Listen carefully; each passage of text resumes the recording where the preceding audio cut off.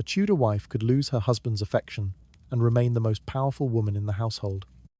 In a society obsessed with honor, inheritance, and family alliances, marriage was never just about love.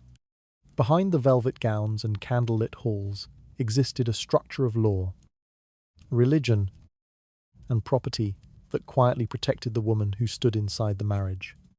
Passion could rise and fade, but legitimacy rarely moved. Tonight, we step into the silent politics of Tudor marriage to see why. In the end, the wife almost always won. So, before you feel comfortable, take a moment to like the video and subscribe to the channel.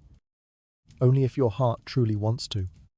If you do like it, leave a little comment letting me know what time it is where you are. Now, dim the lights, adjust the pillow to fit your head, maybe turn on a fan to create a relaxing atmosphere, and let's begin this journey together tonight. If a visitor had stood quietly in the audience hall of a Tudor manor during a wedding negotiation, the conversation would have sounded less like romance and more like careful business. Names of estates would be mentioned before names of feelings. Dowries would be discussed before affection. Families spoke of land, titles, and alliances with a seriousness that revealed what marriage truly meant in their world. In Tudor society, marriage functioned as a political agreement. It linked families, secured alliances, and strengthened positions within a complex social hierarchy. The ceremony itself appeared gentle and sacred, yet behind the soft voices of priests and the quiet music of celebration stood calculations that had begun months, sometimes years, before the wedding day. Parents rarely approached these decisions casually. A daughter represented a valuable connection between households. Through her marriage, the two families could bind their interests together, ensuring cooperation instead of rivalry. Land could pass through these arrangements. Influence could expand, and reputations could become intertwined. This approach may sound cold from a modern perspective, but in Tudor England, it felt natural. Society valued order above personal desire. Stability of lineage mattered far more than individual happiness. When families arranged marriages, they believed they were protecting the future of everyone involved. The bride herself entered a role that extended beyond the private life of the household. She became the visible partner in an alliance that others recognized and respected. Her position was documented, witnessed, and reinforced by institutions that defined social legitimacy. Once the marriage took place, the structure of the household changed immediately. Servants adjusted their behavior around the new authority within the home. Visitors acknowledged the wife as the official companion of the household's master. Her presence signaled that the family line was secure and the alliance between houses had been completed. This legitimacy mattered deeply because Tudor society depended on a clear hierarchy. Every individual belonged to a defined place within that hierarchy, and marriage reinforced it. A wife represented stability. She embodied the agreement between families, the promise of future heirs, and the continuation of property lines. The alliance between families often carried more importance than the emotions of the couple themselves. Negotiations might involve large dowries, land transfers, or promises of political support. These arrangements could influence relationships between entire regions, not just individual households. In many cases, the bride and groom had spent little time together before the ceremony. Their personal compatibility mattered less than the strategic value of the union. The marriage created bonds that extended outward, connecting networks of relatives, supporters, and dependents. Through this process, the role of the wife became closely tied to the stability of society itself. Her marriage confirmed alliances that had been carefully negotiated. Her presence ensured that the property passed through legitimate lines. Her identity became part of the system that governed social order. It is important to understand how strongly Tudor culture respected this structure. The church recognized marriage as a sacred institution. The law recorded it as a binding agreement. Communities treated it as the foundation of family honor. All these forces reinforced the position of the wife. Because of this recognition, the wife stood firmly inside the official framework of society. Her position did not depend entirely on personal affection. Instead, it rested on agreements that involved families, property, and religious authority. Meanwhile, relationships formed outside marriage occupied a very different position. They might attract attention or provoke gossip, but they lacked the institutional support that protected the marriage itself. Without recognition from the church or the law, such connections remained fragile. This difference shaped the balance of power within Tudor households. The wife represented permanence. Her role had been negotiated, recorded, and accepted by everyone involved. Her presence anchored the alliance between families. Even if emotions shifted over time, the marriage continued to exist as a structure. The property still passed through it. Family alliances still depended upon it. Servants and relatives continued to acknowledge the authority created by it. From a modern point of view, the idea of marriage as a political institution may appear distant or unusual. Today, many people associate marriage primarily with personal choice. In Tudor England, the situation was reversed. Marriage served society first and individuals second. The result was a system where the wife's role carried significance far beyond private affection. She stood at the center of a carefully constructed arrangement that preserved stability within the social order. For the families involved, the success of the marriage meant security.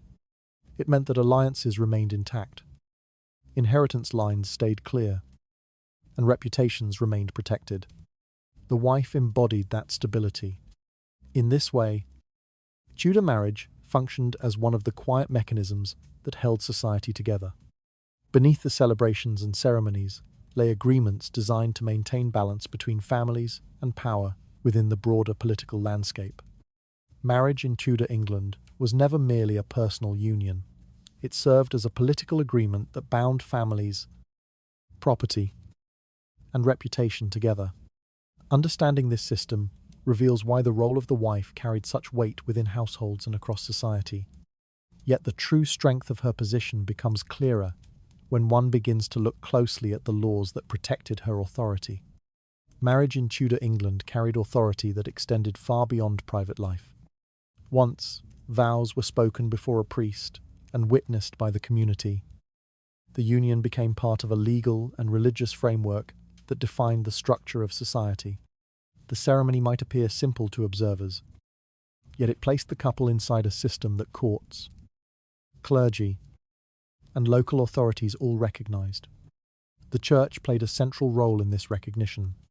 Marriage was not treated as a casual agreement, but as a sacred covenant. Priests recorded the union in parish registers, and the blessing of the church transformed the relationship into something that carried spiritual and social legitimacy. The wife entered the household not merely as a companion, but as a figure acknowledged by religious authority. This recognition had practical consequences. When disputes arose involving property, inheritance, or family obligations, the existence of the marriage became a key piece of evidence. Courts could refer to records of the union, confirming that the woman standing before them held a lawful position within the household. Her identity was not based on rumor or personal claim. It existed within documents that society accepted as truth. Because of this, the wife possessed a form of legal visibility that others did not. Her name appeared in records connected to property agreements, dowries, and family alliances. When officials reviewed these documents, they saw confirmation of her role within the marriage. That recognition created a layer of protection around her position. The legal system of the time valued order and legitimacy. Families depended on clear lines of inheritance, and authorities relied on documented relationships to maintain stability. Marriage provided exactly that clarity. By recognizing the union, the law also acknowledged the wife as part of the structure that governed property and lineage. Inside noble households, this legitimacy shaped daily life. servants understood that the wife represented the lawful partner of the estate's master. Visitors treated her with respect because her status had been confirmed by institutions that everyone recognized. Her authority within the household was not simply personal, it reflected the order that the legal and religious systems sought to preserve. The importance of this recognition becomes clearer when compared with relationships that existed outside marriage. Such relationships might be widely known, whispered about in corridors, or even openly tolerated for a time. Yet they lacked the formal acknowledgement that defined legitimate marriage. Without the blessing of the church or the documentation of law, these connections remained invisible to the structures that governed property and inheritance. Courts did not recognize them. Parish records did not record them. Authorities had no obligation to defend them. This absence of recognition created a sharp imbalance. The wife stood inside the official framework of society, while other relationships existed outside it. The difference did not always determine personal affection, but it shaped how power operated within the household. When conflicts appeared, the wife could rely on institutions that acknowledged her role. Clergy, legal officials, and family networks all understood the authority granted by legitimate marriage. The structure surrounding her position had been reinforced long before any personal tensions developed. The strength of this system lay in its permanence. Marriage was not easily dissolved. Annulments were rare and difficult to obtain, even when personal relationships changed. The legal bond often remained intact, preserving the wife's place within the household. From a modern perspective, this arrangement might seem restrictive or formal in Tudor England. However, it provided stability in a society that depended heavily on hierarchy and order. Clear recognition of marriage ensured that property, inheritance, and family alliances remained predictable. The wife, therefore, occupied a position that extended beyond private life. Her marriage had been acknowledged by both the church and the law. That recognition placed her firmly inside the structures that governed society. Relationships without that recognition might attract attention or excitement, yet they existed in a far more fragile space. Without documentation or religious approval, they could not claim the same authority. This legal imbalance quietly shaped the lives of many Tudor households. While emotions could shift and loyalties might change, the marriage itself remained part of a system designed to preserve stability. Legal recognition from both church and law placed the wife firmly inside the official structure of Tudor society. Yet the strength of that position became even more visible when property and inheritance entered the conversation. Because once land and family wealth depended on legitimate marriage, the advantage held by the wife became far more difficult to challenge. Property formed the foundation of power in Tudor England. Land determined wealth, influence, and status, and the movement of land between families was carefully controlled. Marriage played a central role in this system because it created the legal pathway through which property and inheritance passed from one generation to the next. Without legitimate marriage, the entire structure of inheritance could become uncertain. When a noble marriage was arranged, discussions about property often began long before the ceremony itself. Families negotiated dowries, land rights, and future inheritance in careful detail. These agreements were written into contracts that accompanied the marriage. Through these arrangements, estates were secured, alliances were strengthened, and the economic stability of families was preserved. The wife stood at the center of this arrangement because her marriage created the legitimate line through which inheritance flowed. Once the union was recognized by the church and law, children born within it carried unquestioned legitimacy. Their place in the line of succession was clear, and property could pass to them without dispute. This clarity mattered deeply in a society where land represented survival for noble families. Estates supported entire households of servants, tenants, and relatives. Losing control of land could weaken a family's influence and reduce its ability to participate in political life. For this reason, families guarded legitimate inheritance with great care. The birth of lawful heirs strengthened the wife's position inside the household. As the mother of legitimate children, she represented the continuation of the family line. Her role became inseparable from the future of the estate. Property, titles, and family reputation all depended upon the legitimacy of the children she produced. Because of this connection, the interests of the wider family often aligned with the stability of the marriage. Relatives from both sides had reasons to protect the union that secured their shared interests. The marriage represented more than a personal relationship between husband and wife. It formed a bridge between two family networks whose wealth and influence were now intertwined. Family members, therefore, watched the marriage carefully. They understood that any threat to the legitimacy of the union could also threaten inheritance. If doubts appeared regarding the line of succession, property disputes could erupt and divide families for generations.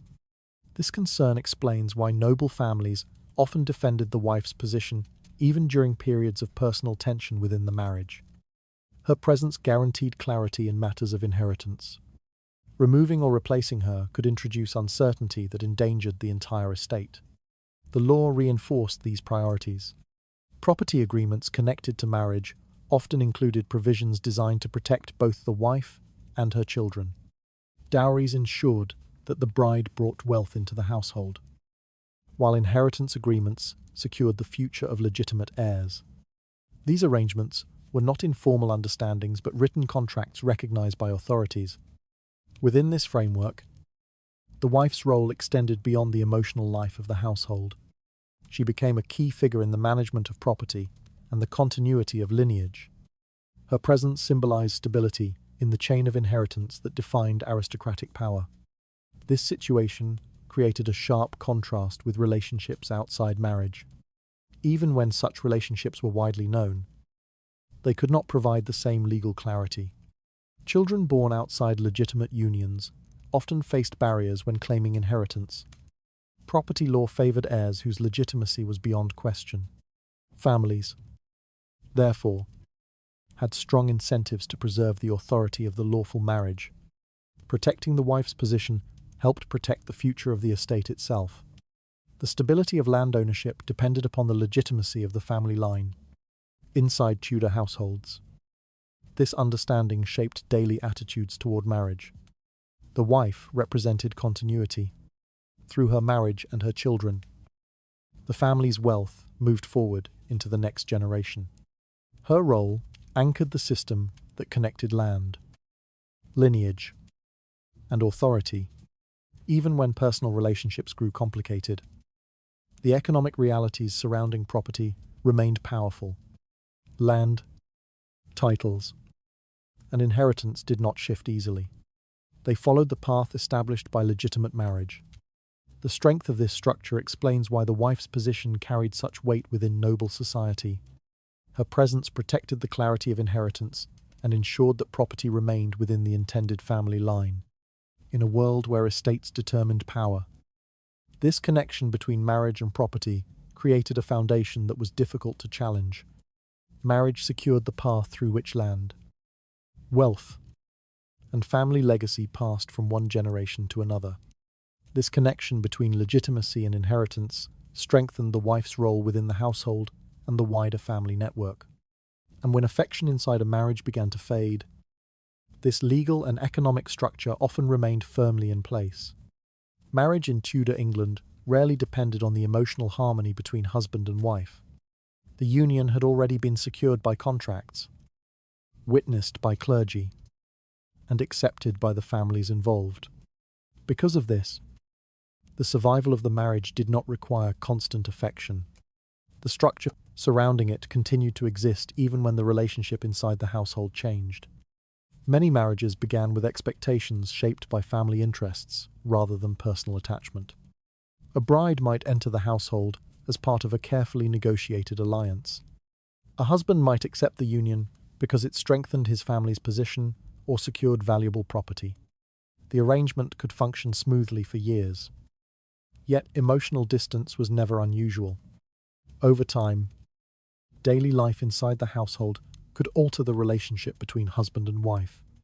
Responsibilities, political pressures, and personal differences sometimes created a quiet separation between the couple. Tudor society understood this possibility. The system surrounding marriage had never relied entirely on emotional closeness. The law treated marriage as a binding institution rather than a temporary partnership. Once the vows had been spoken and recorded, the union became part of the legal structure of society. Courts did not dissolve marriages simply because affection had faded. Religious authorities also regarded the union as sacred and enduring. Because of this permanence, the marriage continued to function even during periods of emotional distance. Property agreements remained valid. Family alliances remained active. The legitimacy of children remained unquestioned. The wife's role inside the household, therefore, remained intact regardless of private tensions. This arrangement created a kind of stability that Tudor society valued deeply. Personal emotions might shift over time, yet the social and legal framework surrounding the marriage remained steady. Families relied on that steadiness to preserve alliances and protect inheritance. In practice, this meant that many marriages continued quietly, despite changes in personal affection. The husband might spend long periods away on political or military duties. The wife might manage the household with increasing independence. Their emotional connection could weaken, but the structure of the marriage remained visible to everyone around them. The community surrounding the household continued to recognize the wife as the legitimate partner of the estate's master. Servants followed her authority. Visitors addressed her with the respect owed to her position. Her identity was supported by legal recognition rather than daily demonstrations of affection. This difference between emotional life and institutional stability shaped the balance of power within Tudor households. The wife's position did not depend solely on maintaining her husband's personal attention. It depended on the legal bond that connected their families and estates. Even when rumors circulated about other relationships, the marriage itself remained part of the official framework of society. The church did not withdraw its blessing. Courts did not erase the contract. The wife continued to occupy the role that the union had created. The endurance of marriage, therefore, gave the wife a quiet form of security. Her position rested on agreements that had already been accepted by powerful institutions. Law, religion, and family interests all worked together to preserve the union. From a modern perspective, it may seem unusual that a marriage could continue without emotional closeness in Tudor England. However, the purpose of marriage extended far beyond personal happiness. It organized property, lineage, and alliances between families. Because of this broader purpose, the survival of the marriage mattered more than the emotions inside it. Families preferred stability to disruption. Ending a marriage could create disputes over land, inheritance, and alliances that affected many people beyond the couple themselves. This reality explains why Tudor society treated the institution of marriage with such seriousness. The union represented continuity. It held together networks of property, family reputation, and political influence. The wife's presence symbolized that continuity. Her role confirmed that the alliance between families still existed and that the line of inheritance remained secure. Even when private affection faded, the marriage continued to serve its larger purpose. The endurance of the marriage, therefore, reinforced the authority of the wife. She remained the recognized partner within the household and the wider social order. Emotions within Tudor marriages could shift over time, yet the legal and social structure surrounding the union remained firmly in place. This endurance meant that the wife's authority did not depend entirely on affection, but on the institutions that supported the marriage itself. Once the deeper foundations of legitimacy become visible, the contrast between passion and structure becomes impossible to ignore. Legitimacy stood at the center of Tudor society. It defined who held authority, who possessed rights, and who belonged inside the recognized structure of power. Marriage created legitimacy in a way that few other institutions could. Once a union was acknowledged by the church and law, it established a position that carried stability across households, families, and even political life. This legitimacy gave the wife a role that extended far beyond private affection. She represented the lawful bond between families, a bond that the community could see and recognize. Her presence confirmed that the household followed the accepted order of society. In a culture deeply concerned with hierarchy, this recognition mattered greatly. The Tudor world valued stability above personal impulse. Families depended on predictable inheritance. Estates required clear leadership. And alliances between noble houses needed firm foundations. Legitimate marriage provided exactly that foundation.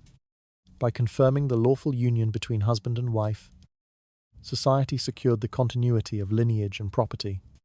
Because of this, the wife embodied legitimacy within the household. Her position confirmed that the family line remained stable and recognized. Visitors entering the estate did not see only a married couple. They saw the lawful partnership that guaranteed the future of the family's name and wealth. The authority connected to this legitimacy shaped daily interactions. Servants acknowledged the wife as the rightful partner of the household's master. Relatives from both families respected her position because it preserved the alliance that had been carefully arranged. Her presence reinforced the social order that Tudor society worked hard to maintain. This emphasis on legitimacy also influenced the way the royal court viewed relationships. The court was a place filled with ambition, rivalry, and shifting loyalties. Yet it remained deeply attached to the idea of lawful order. Officials, clergy, and noble families all understood that legitimacy protected the stability of the realm. For that reason, passion alone rarely carried lasting authority in the court. Personal attachments might attract attention or inspire gossip, but they lacked the recognition that defined legitimate marriage. Without that recognition, such relationships remained outside the formal system that governed property, inheritance, and political alliances. The wife, therefore, stood as a symbol of continuity within a world that feared disorder. Her marriage had been acknowledged by institutions that valued stability. This acknowledgement placed her within the recognized framework of society, a framework that extended from parish churches to the royal court itself. Even when personal relationships within a marriage became strained, legitimacy continued to support the wife's position. The union had already been accepted by families, recorded by the church, and recognized by law. Those institutions did not disappear simply because emotions shifted. This created a contrast between two forms of influence. One depended on personal attraction and temporary attention. The other rested on legitimacy and recognition. Tudor society consistently favored the latter because it provided order in a complex network of families and alliances. The court, in particular, valued this stability. Political life depended on predictable lines of inheritance and clear family alliances. When legitimacy remained intact, the system continued to function smoothly. When legitimacy became uncertain, disputes could spread across families and regions. For this reason, the wife represented something larger than herself. She symbolized the lawful structure that preserved order within both household and society. Her marriage confirmed the legitimacy of heirs, secured the continuity of property, and reinforced alliances between powerful families. The stability created by legitimacy explains why Tudor society defended the institution of marriage so strongly. Removing or undermining the lawful union could create confusion about inheritance and authority. That confusion threatened the balance that noble families relied upon. Within this environment, legitimacy became a quiet but powerful force. It protected the wife's role without requiring constant public display. The recognition granted by law, church, and community surrounded her position with stability that personal passion could not easily replace. This did not mean that emotions disappeared from Tudor life. Relationships still formed. Loyalties still shifted. and ambition still shaped behavior within the court. Yet the structure of legitimacy continued to define which relationships carried lasting authority. The wife remained at the center of that structure. Her presence confirmed the lawful bond that organized family power and preserved the continuity of lineage. Legitimate marriage created a foundation of stability that Tudor society depended upon to maintain order. Through that legitimacy, the wife represented the lawful structure that protected family alliances and inheritance. Yet, the strength of this authority becomes even clearer when one begins to see how the wife also embodied the image of stability itself within the household. The wife, in Tudor society, represented more than a personal role within marriage. Her presence symbolized the household's stability and the continuity of family tradition. When visitors entered a noble home, they did not simply see an individual woman managing domestic affairs. They saw the figure who embodied the order and respectability of the family itself. In a culture deeply concerned with hierarchy and reputation, this symbolism carried significant weight. Families measured their honor not only through wealth or titles, but also through the conduct of their household. The wife stood at the center of that image. Her behavior reflected the values that the family wished to display to the outside world. The Tudor household functioned as a small representation of the broader social order. Authority flowed downward from the master of the estate. Yet the daily rhythm of life within the home depended heavily on the wife's presence. She organized domestic routines, supervised servants, and ensured that the household maintained the standards expected of its social rank. This role made the wife visible in ways that extended beyond private life. Guests, relatives, and neighbors all observed how the household operated. The wife's conduct, therefore, influenced how others judged the family's reputation. Calm authority, dignity, and restraint were qualities expected from her position. Because of this expectation, the wife often appeared as the guardian of moral order within the home. Tudor culture valued discipline and modesty, and these virtues were frequently associated with the behavior of the household's leading woman. Through her actions, she demonstrated the standards that the family claimed to uphold. The connection between the wife and family honor also had practical consequences. Noble families depended heavily on reputation when forming alliances or arranging future marriages. A household known for stability and respectability found it easier to build trust with other influential families. For this reason, the wife's role carried importance that extended beyond the present generation. Her behavior influenced how the family would be perceived in the future. A well-ordered household suggested strong leadership, reliable alliances, and disciplined heirs. Tradition reinforced these expectations. Tudor society valued continuity, and families often traced their identity through generations of marriages that preserved their standing. The wife, therefore, became part of a chain that connected past and future. Her presence represented the continuation of customs that had defined the family for decades. Inside the household, this symbolism shaped the daily structure of authority. Servants recognized the wife as the figure responsible for maintaining order, household management, distribution of resources, and supervision of staff often fell within her responsibilities. These tasks reinforced the perception that she safeguarded the stability of the estate.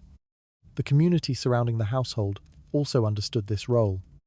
When neighbors spoke about a family's reputation, the conduct of the wife frequently appeared in those conversations. Her dignity or restraint could strengthen the family's standing, while disorder within the household could damage it.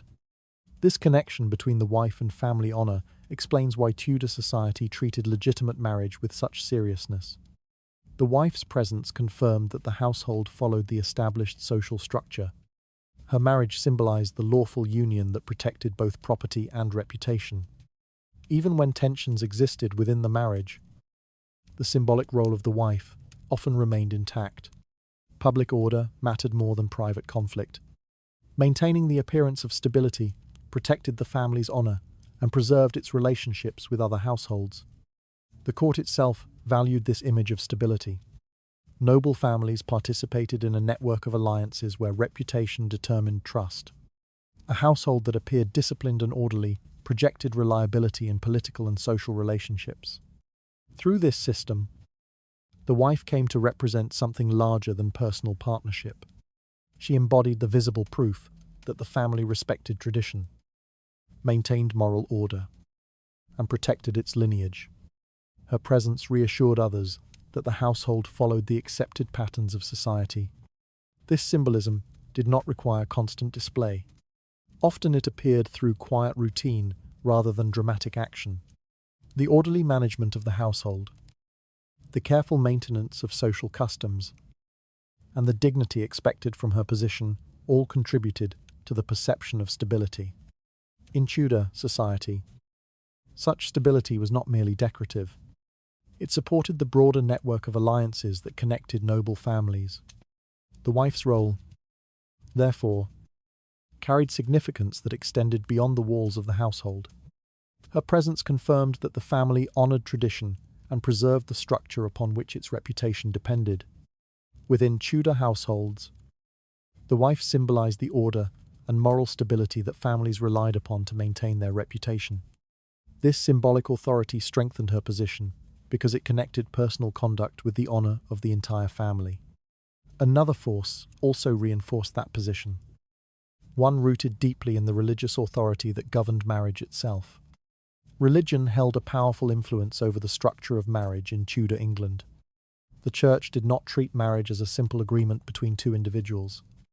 It was considered a sacred bond that connected spiritual duty with social order. Once a marriage had been blessed by the Church, the union carried religious authority that shaped how the household and the wider community understood the relationship. The ceremony itself was designed to emphasize this sacred character. Couples exchanged vows before the clergy, witnesses, and the gathered community.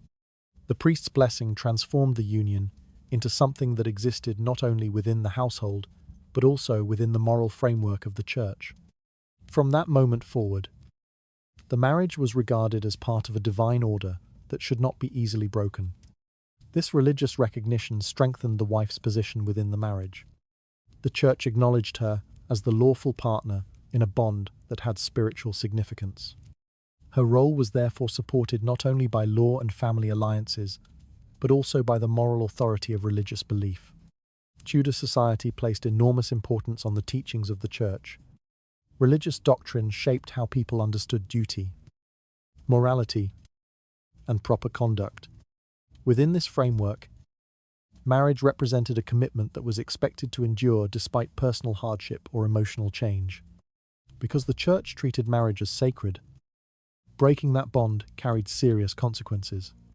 Separation and annulment were difficult to obtain and required strong justification. For most families, the marriage remained permanent once the vows had been spoken. This permanence reinforced the stability of the household. Even when personal tensions arose between husband and wife, the religious recognition of the marriage continued to exist. The Church had declared the union legitimate, and that declaration carried moral authority within the community. Religious teachings also shaped attitudes toward relationships outside marriage. Adultery was widely condemned as a moral failing. Sermons warned against it, and religious texts described it as a violation of both spiritual duty and social order. This condemnation influenced how society viewed those who stepped outside the bounds of legitimate marriage. For the wife, these religious expectations offered an additional layer of support. Her position as the lawful spouse aligned with the moral teachings of the Church. By remaining within the recognized structure of marriage, she represented obedience to religious principles that Tudor society respected. This alignment between marriage and religious morality strengthened the perception of the wife's legitimacy. Her role reflected the values promoted by the clergy and reinforced through sermons and religious instruction. The household that maintained a lawful marriage appeared to follow the moral standards expected by the Church. Communities took these standards seriously. Parish life formed the center of social interaction in many towns and villages. The Church, therefore, influenced how neighbors judged the behavior of families around them. a household that respected religious expectations gained approval, while visible violations of those expectations attracted criticism. Because of this, religious authority quietly supported the stability of marriage. The wife's presence within the union symbolized conformity with moral teachings. Her role reinforced the idea that the household followed the order established by both law and faith. Even powerful families at court remained aware of these expectations. The monarchy itself relied on religious legitimacy to maintain authority. Royal marriages, noble alliances, and family reputations all existed within the moral language promoted by the church. This environment meant that the wife's position rested upon more than personal relationships. Law, family interests, and religion all reinforced the legitimacy of the marriage. Each institution strengthened the others, creating a framework that protected the union from disruption. For the individuals within the marriage, this structure shaped how conflicts were handled. Personal grievances might arise, yet the expectation of religious duty encouraged endurance and restraint. The marriage was seen as part of a larger moral order that individuals were expected to respect. Through this combination of faith and social expectation, the church helped preserve the stability of Tudor households. The sacred character of marriage made it difficult to challenge the legitimacy of the wife's role. In a society where religion guided daily life, this support carried great weight.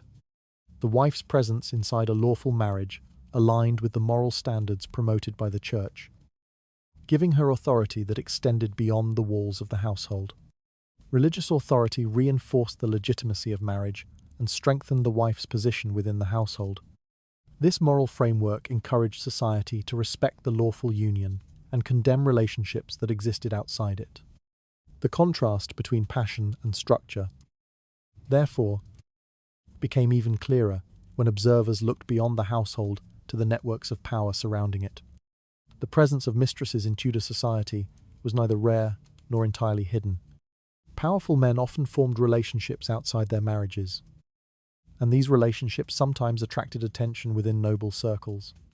Stories of charm, beauty, and private affection traveled quietly through corridors and dining halls. Such relationships could appear powerful in the moment because they revolved around personal attraction and emotional intensity. A mistress often entered the life of a nobleman through charm and closeness rather than formal agreement. Unlike marriage, these relationships are usually formed without contracts, witnesses, or family negotiations. Their beginnings could appear spontaneous and filled with emotion. For those observing from a distance, the connection might seem stronger than the calm and structured bond of marriage. This emotional intensity created the impression that a mistress possessed influence. Her presence might draw attention at court, and her closeness to a powerful man could inspire both curiosity and jealousy. Courtiers often watched these relationships carefully, believing that affection could lead to favors or political advantage. Yet this influence existed within a very fragile space. Unlike the wife, the mistress stood outside the official structures that governed Tudor society. Her relationship had not been blessed by the church or recorded by law. Families had not negotiated alliances around it. The connection depended almost entirely on the personal attention of the man involved. Because of this, the mistress relied heavily on the continuation of that attention. Her position was sustained by emotion rather than institutional support. If affection weakened or circumstances changed, the relationship could lose its influence very quickly. The wife occupied a very different position. Her marriage existed within a network of institutions that reinforced the union. The church recognized the bond as sacred. The law recorded the agreement. Families supported the alliance because it protected property and inheritance. Servants and communities recognized her as the lawful partner within the household. This structure created stability that did not depend on a constant emotional connection. Even when personal affection shifted, the marriage remained visible and protected within the social order. The wife's authority came from the institutions that acknowledged her position. Observers within Tudor society understood this difference clearly. While the charm of a mistress might attract attention, the structure surrounding the marriage carried far greater durability. Influence based on emotion could rise quickly, but also disappear just as quickly. The networks connected to legitimate marriage were far more difficult to disrupt. Family alliances, property agreements, and religious recognition formed a framework that surrounded the wife's role. These connections gave her authority that extended beyond the private relationship with her husband. The contrast between these two positions became especially visible during moments of tension within a household. When disputes arose, the wife's position could rely on the support of family networks and social institutions. The mistress possessed no such foundation. Her connection remained personal rather than structural. This imbalance explains why Tudor society often treated passion with caution. Emotional relationships might create excitement, yet they lacked the stability required to maintain alliances between families. Institutions preferred arrangements that preserved order and continuity. For this reason, the wife represented the structure that held the household together. Her marriage linked families, secured inheritance, and confirmed legitimacy within the community. The mistress, by contrast, existed outside this framework, dependent on circumstances that could change rapidly. The court itself understood this difference. Courtiers might whisper about romantic attachments, yet they also recognized the importance of legitimate alliances. Political stability depended on predictable lines of inheritance and clearly defined family relationships. In this environment, the distinction between passion and structure became more than a private matter. It shaped how power operated within noble society. Emotional influence could appear dramatic, but institutional authority remained far stronger. The wife, therefore, held a position that rested on enduring foundations: law, religion, family alliances, and social expectations all reinforced the legitimacy of her marriage.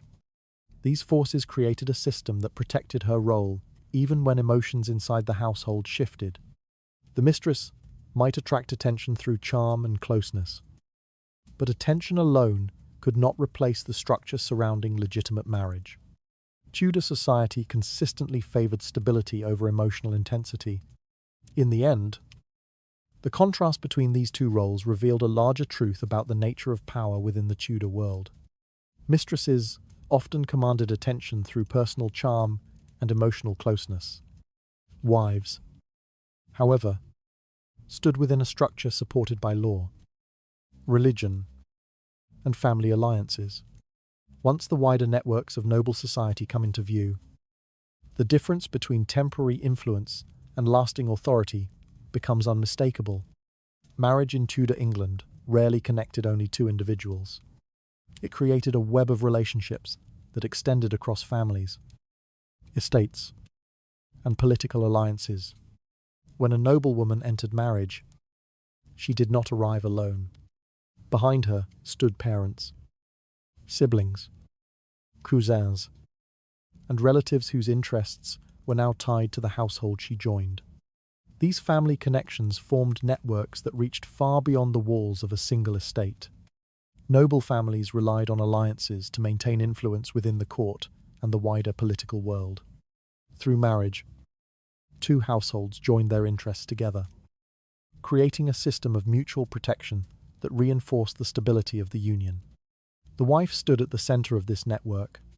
Her marriage linked families that had often spent years negotiating alliances and arranging dowries. These negotiations were not easily undone. Relatives from both sides had invested reputation, property, and political advantage in the success of the marriage. Because of this investment, families often supported the wife's position when tensions appeared within the household. Her presence preserved the alliance that bound the two families together. Protecting her role meant protecting the network of influence that had been carefully constructed around the marriage. These networks extended into the social life of noble women as well. Women from powerful families frequently maintained relationships with relatives and acquaintances across different households. Visits, letters, and shared events created bonds that strengthened cooperation between families.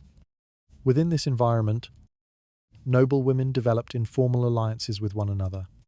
These alliances did not always appear dramatic, yet they carried influence.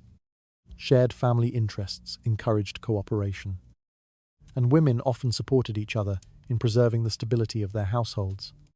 Through these connections, the wife gained access to a wider circle of influence. Her family could offer advice, protection, or political support when necessary. Relatives at court might defend the reputation of the household or intervene quietly during moments of conflict. This collective support reinforced the authority of legitimate marriage. The wife represented the link that held these alliances together. Her position was therefore not isolated, but connected to a network of relatives who shared an interest in preserving the union. Relationships outside marriage existed in a very different position within this networked world. A mistress might attract attention through personal closeness to a powerful man, yet she rarely possessed the same connections between families. Her relationship had not been negotiated by relatives or supported by formal alliances.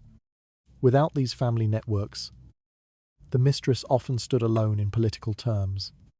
Her influence depended primarily on the personal attention of the man involved. If that attention weakened, the support surrounding her could disappear quickly. This isolation made it difficult for such relationships to compete with the strength of legitimate marriage. While a mistress might hold temporary influence, she lacked the broader system of alliances that protected the wife's role. Observers at court understood this distinction clearly. The noble society valued relationships that strengthened networks of families. Marriage provided those connections, while private attachments rarely offered the same stability. For the wife, these alliances created a layer of protection that extended beyond the household. Relatives from both sides remained invested in the continuation of the marriage. Their interests encouraged cooperation and discouraged disruptions that could weaken the alliance. This system helped preserve the balance of power within Tudor society. Families depended on stable networks of influence, and marriage served as the primary mechanism through which those networks were built. The wife, therefore, represented more than a partner within the household. She embodied the connection between families that allowed noble alliances to function. Her presence maintained relationships that extended across estates and generations. Through this web of family ties, the authority of legitimate marriage became even stronger. The wife stood within a network that supported her position and reinforced the stability of the household. In contrast, relationships formed outside these networks remained fragile. Without family alliances or political backing, they could rarely challenge the structure created by marriage. The influence of noble networks, therefore, revealed another dimension of power within Tudor society. Authority did not rest solely on personal relationships. It depended on the strength of the alliances surrounding them. Marriage connected families into powerful networks that protected the stability of the household. Through these alliances, the wife stood within a web of relatives and supporters whose interests depended on the success of the union. Inside the household itself, this legitimacy also gave her another form of authority that shaped the daily life of everyone living under the same roof. Inside a Tudor household, authority did not exist only in public halls or political councils. It lived quietly in kitchens, storerooms, corridors, and private chambers where daily life unfolded. Within this domestic world, the wife held a position that carried significant influence. Her responsibilities shaped the rhythm of the household and affected everyone who lived under its roof. The Tudor estate functioned like a small community. Servants worked in kitchens, stables, gardens, and workshops. Food had to be purchased and stored. Clothing needed to be maintained. Guests arrived unexpectedly, and preparations for travel or celebrations required careful planning. Without coordination, the household could quickly fall into disorder. The wife often stood at the center of this organization. While the husband might represent the household in political or legal matters, The management of daily operations frequently rested in her hands. She supervised the servants who carried out the practical work that sustained the estate. Servants recognized this authority clearly. Instructions about meals, cleaning, household supplies, and the arrangement of rooms often came from the wife. Her decisions determined how the household functioned from morning until night. Even large estates relied on her oversight to maintain order. Financial responsibility also formed an important part of this role. Household management required constant attention to expenses. Food, fuel, fabric, candles, and other supplies had to be purchased regularly. Records of these purchases were often kept carefully so that the household could operate within its means. The wife frequently supervised these financial details. She monitored the use of household funds and ensured that resources were distributed wisely. This responsibility gave her influence over the practical functioning of the estate. Without effective management, even wealthy households could experience shortages or waste. These financial decisions also affected the daily life of the husband himself. The comfort of the household depended on the organization maintained by the wife. Meals, clothing, hospitality for visitors, and the arrangement of living spaces all fell within the sphere she supervised. Because of this, the wife's authority extended into many aspects of her husband's routine. She determined how guests were welcomed, how meals were served, and how the household presented itself to visitors. The atmosphere of the estate often reflected her ability to maintain order and discipline among the servants. The importance of this domestic authority should not be underestimated. Tudor society believed that a well-managed household reflected the strength of the family that owned it. Visitors often judged the competence of a noble family by observing how smoothly the estate operated. When servants worked efficiently, and the household maintained dignity and order, the reputation of the family benefited. Much of that reputation rested on the wife's ability to manage daily life with discipline and care. This influence did not rely on public declarations of power. Instead, it appeared through routine, the orderly arrangement of rooms, the steady supply of food, the respectful behavior of servants, and the hospitality offered to guests all demonstrated the wife's authority. Her management also helped protect the family's resources. Careful supervision of expenses ensured that the estate remained financially stable. Wasteful spending could damage a household's long-term security. So the wife's oversight carried real importance. Through these responsibilities, the wife shaped the environment in which her husband lived and worked.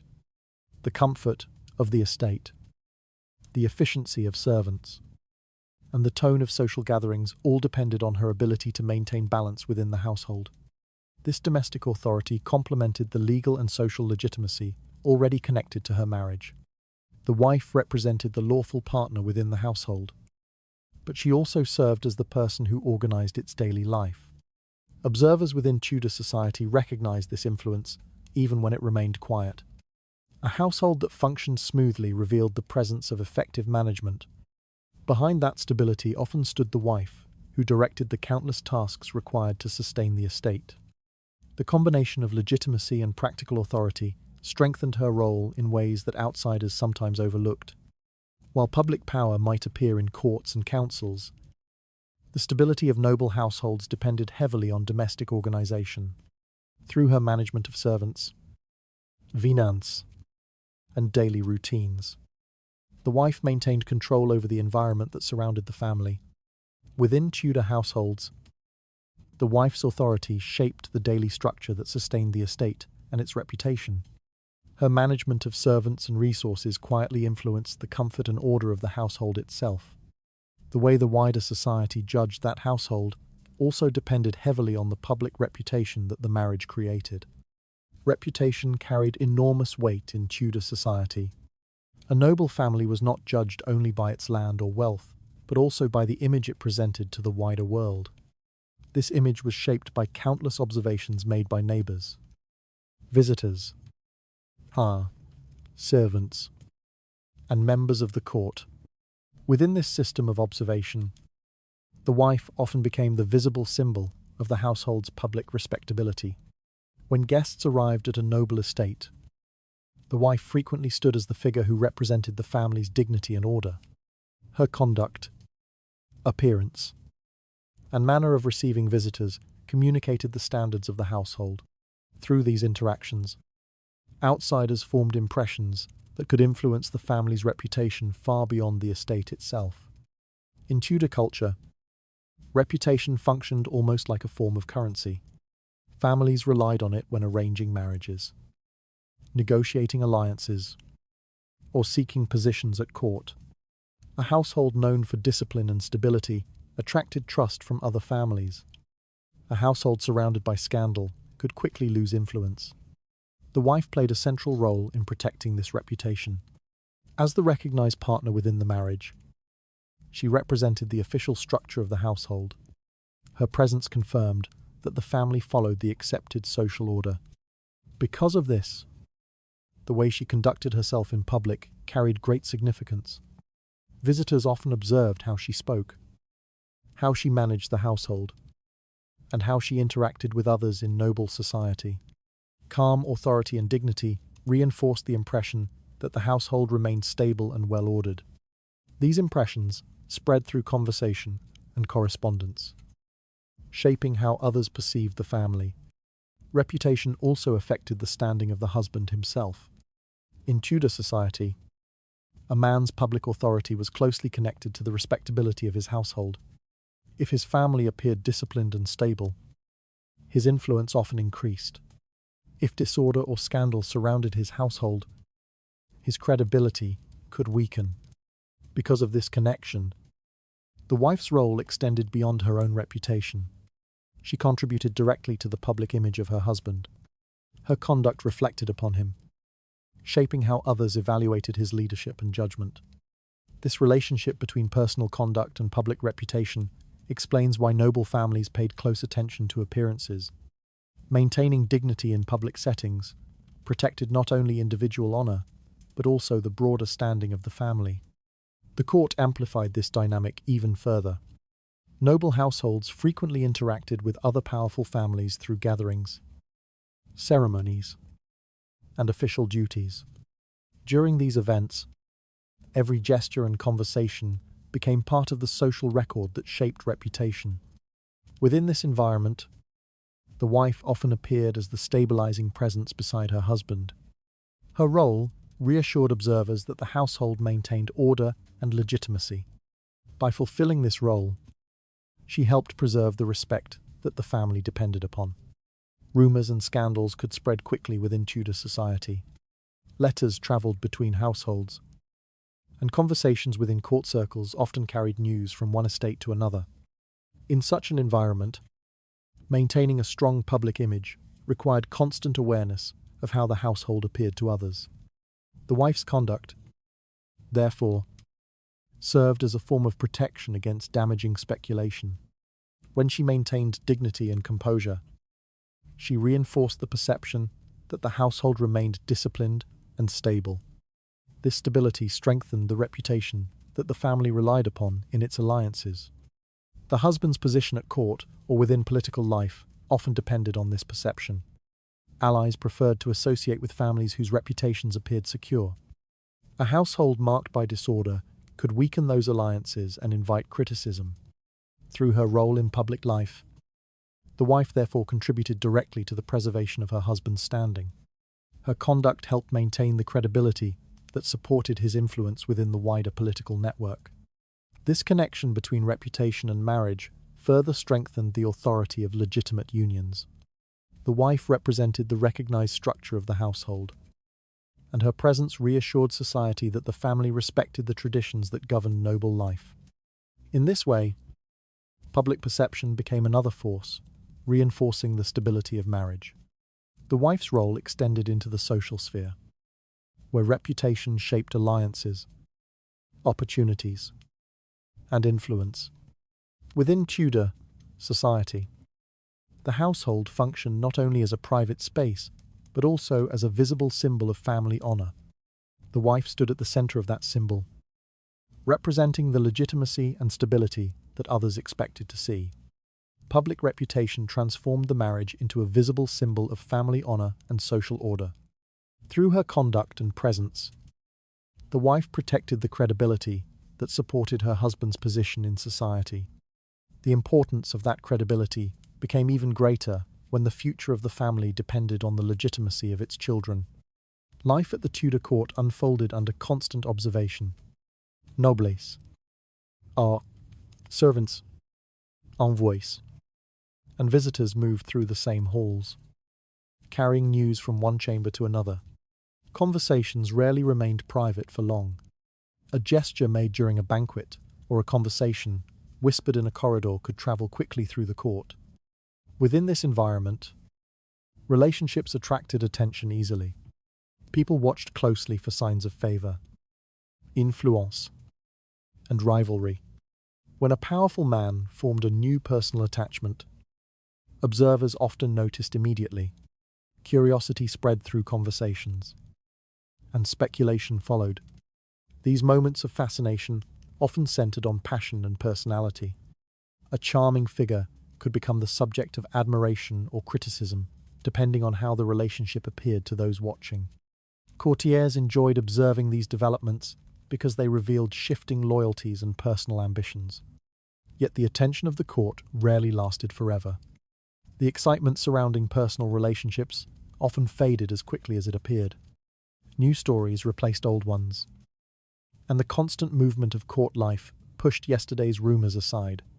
What remained more stable were the formal structures recognized by society. Marriage belonged to that category. It had been recorded, acknowledged by families, and supported by institutions that valued continuity. While personal attachments might draw attention, marriage created a lasting framework that the court continued to recognize. The wife, therefore, occupied a position that endured beyond the passing conversations of the court.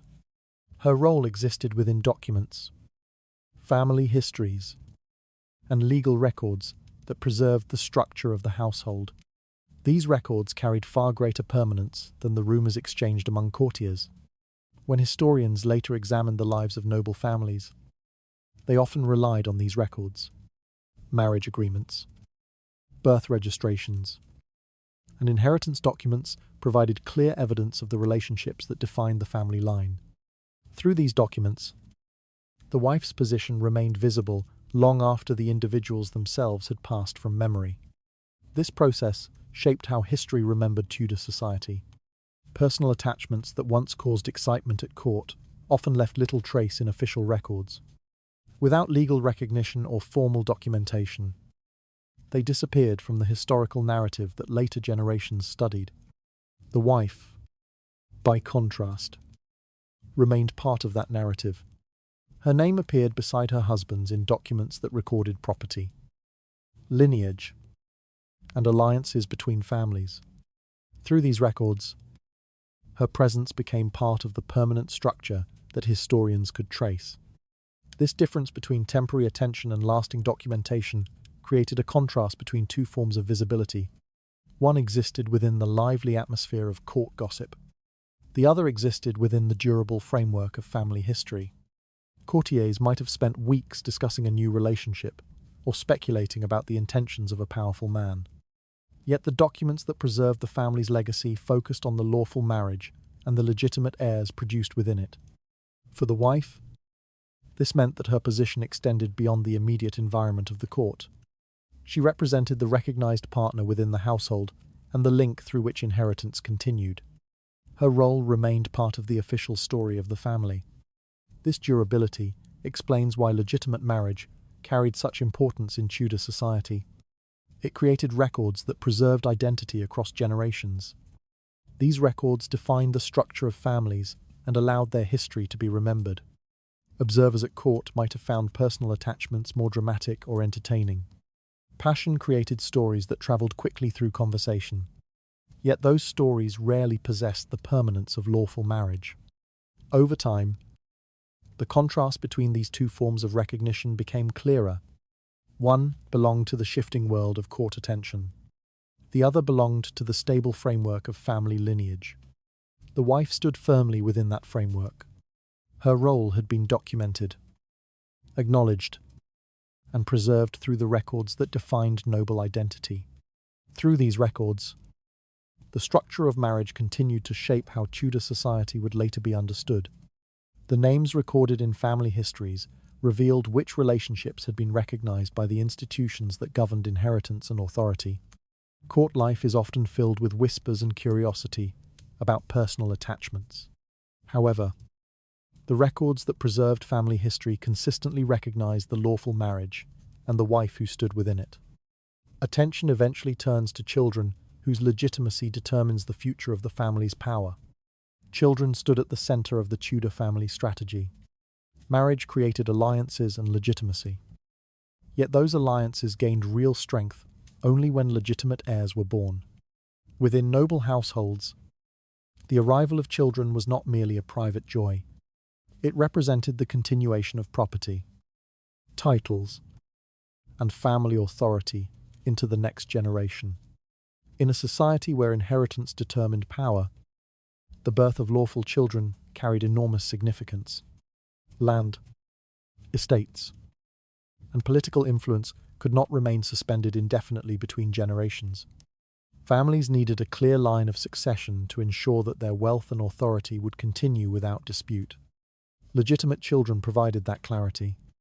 When a child was born within a recognized marriage, the community immediately understood the child's place within the family structure. Parish records documented the birth. Relatives celebrated the continuation of the lineage, and the household began preparing the child for the responsibilities that lay ahead. The wife's position within this system became even stronger once she produced legitimate heirs. As the mother of the future successor, she represented the living bridge between generations. Through her, the family line moved forward, carrying with it the estates, titles, and alliances that defined noble identity. This role elevated the wife's importance within the household. Her connection to the heir ensured that her influence would remain visible long after the marriage ceremony itself had faded from memory.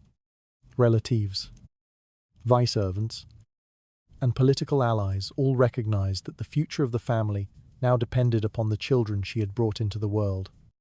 The presence of legitimate heirs also reinforced the stability of inheritance. When the line of succession remained clear, property disputes became less likely. Families could plan for the future with confidence, knowing that the estate would pass through the recognized line of descent. Because of this, the wife's role as the mother of legitimate children became closely tied to the security of the entire household. Her position was no longer defined only by the marriage contract, but also by the future that her children represented. Through them, the alliance between families continued into the next generation. The importance of this role becomes clearer when compared with relationships outside marriage. Even when a powerful man formed personal attachments elsewhere, those relationships rarely carried the same authority when it came to inheritance.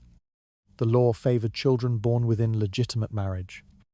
Without legal recognition, claims to inheritance became uncertain and often contested. Property law relied heavily on the legitimacy established by marriage records and family agreements. For this reason, the children of lawful unions stood at the center of inheritance planning. Families understood this reality well. Noble households invested significant effort in protecting the legitimacy of their heirs.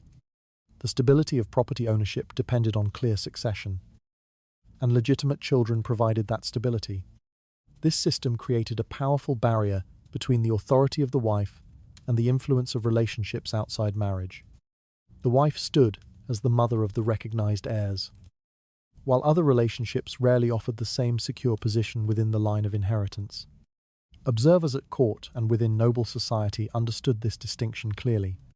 While personal attachments might attract attention or inspire gossip, the birth of legitimate heirs carried far greater importance for the future of the family.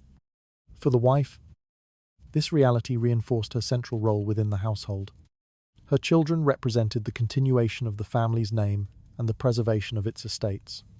Through them, her position became inseparable from the long-term stability of the lineage. The connection between legitimacy and inheritance therefore, strengthened the authority of marriage itself. The wife's role as mother of the heirs placed her at the heart of the family's future. Her presence ensured that the line of succession remained secure and recognized by society. This stability mattered greatly in a world where noble families competed for influence and survival. Estates could only remain powerful if their inheritance passed smoothly from one generation to the next. Legitimate children provided that continuity. Through this system, the wife's role extended beyond the present household and into the future of the family itself. Her children carried forward the alliances and property created by the marriage, ensuring that the family's power would endure. Legitimate children secured the future of noble families by preserving clear lines of inheritance. Through her role as the mother of these heirs, the wife became inseparable from the continuation of family authority. Over time, this stability revealed another quiet advantage within marriage. Because patience often strengthened the position of the wife far more than momentary influence ever could, time moved slowly within Tudor households. Yet its influence quietly shaped the balance of power between relationships. A marriage recognized by the church and law was designed to endure through many years. Personal feelings inside that marriage might change, but the structure surrounding it continued to exist as time passed. The difference between emotional attachment and institutional stability became clearer as months turned into years. Passion often arrived suddenly and with great intensity. It drew attention, created excitement, and sometimes disrupted the calm routine of household life. Yet the very qualities that made passion powerful also made it unstable. Relationships based on personal attraction depended heavily on the continuation of emotion. They relied on closeness, novelty, and the willingness of both individuals to maintain the connection. Without these elements, the relationship could weaken quickly. Marriage, by contrast, rested on foundations that did not disappear so easily. Legal agreements, family alliances, property arrangements, and social expectations surrounded the union. These forces did not rely on daily affection. They existed independently of changing emotions. Because of this difference, time often strengthened the position of the wife. Each passing year reinforced the legitimacy of the marriage. Records continued to recognize the union. Families remained connected through the alliance that had been created. Children grew within the household, further confirming the continuity of the family line. As the years progressed, the wife's presence became increasingly woven into the identity of the household. Servants grew accustomed to her authority. Relatives treated her as the permanent figure at the center of the family structure. Visitors recognized her as the stable partner within the marriage. Meanwhile, relationships formed outside marriage faced a far more uncertain future. Without institutional support, they depended almost entirely on the persistence of emotional attachment. Over time, such attachments often lost the intensity that had once sustained them. The daily routines of life also played a role in this process. Noble households required careful management, and responsibilities rarely disappeared. The wife remained present within these routines, overseeing the practical operations that kept the estate functioning smoothly. Through this steady presence, she became part of the long-term rhythm of the household. Her authority developed gradually as familiarity and habit reinforced her position. Time allowed her influence to deepen quietly within the structure of family life. This gradual strengthening contrasted sharply with the temporary excitement often associated with romantic attachment. While passion might draw attention in its early stages, the ordinary passage of time often reveals its limitations. Relationships that once seemed powerful could fade as circumstances changed. Observers within Tudor society understood this pattern. They had seen many relationships rise quickly and disappear just as quickly. The stability of marriage, however, remained visible across generations. Families built their alliances and inheritance plans around the assumption that legitimate marriages would endure. For this reason, patience often became an unspoken advantage for the wife. She did not need to compete constantly for attention or approval. The institutions surrounding marriage already supported her position, and time allowed those institutions to reinforce her role. As years passed, the difference between temporary influence and lasting authority became increasingly visible. The wife remained connected to property agreements, family alliances, and legitimate heirs. These connections strengthened her position with every passing season. The mistress, by contrast, rarely possessed the same network of enduring support. Her influence depended on circumstances that could shift quickly within the unpredictable environment of court life. Without the stability provided by marriage, maintaining long-term authority became far more difficult. Time, therefore, revealed a quiet truth about power within Tudor households. Influence based on emotion might appear strong in the moment, yet authority rooted in institutions grew stronger as years passed. Through patience and stability, the wife remained firmly connected to the structures that governed family life. Her position developed gradually but steadily, supported by the same forces that protected the marriage itself. The longer the marriage endured, the more deeply the wife's role became embedded within the identity of the household. Time gradually strengthened the authority created by legitimate marriage. While emotional attachments often faded, the institutional structure surrounding the wife continued to grow stronger with each passing year. This quiet patience also shaped the strategies that many Tudor wives used when facing challenges within their households. Patience often appeared quiet within Tudor households, but it carried a strategic power that many observers underestimated. Women who occupied the position of lawful wives rarely needed to react immediately to challenges within their marriages. Their authority rested on foundations that already favored stability, and this allowed them to act with restraint rather than urgency. Within noble society, open confrontation could damage reputations quickly. Public disputes exposed private tensions and invited scrutiny from relatives, political allies, and members of the court. For a wife whose position relied on legitimacy and social respectability, preserving dignity often mattered more than responding to every provocation. Because of this, many wives chose not to engage in visible conflict. Silence, in this context, was not always a sign of weakness. Instead, it allowed the wife to maintain the composure expected of someone representing family honor. This restraint often confused observers who expected dramatic reactions. Gossip circulated easily within Tudor courts, and rumors about relationships or rivalries spread quickly through halls and corridors. Yet the wife frequently remained calm in public, continuing her responsibilities without visible disruption. Such composure served an important purpose.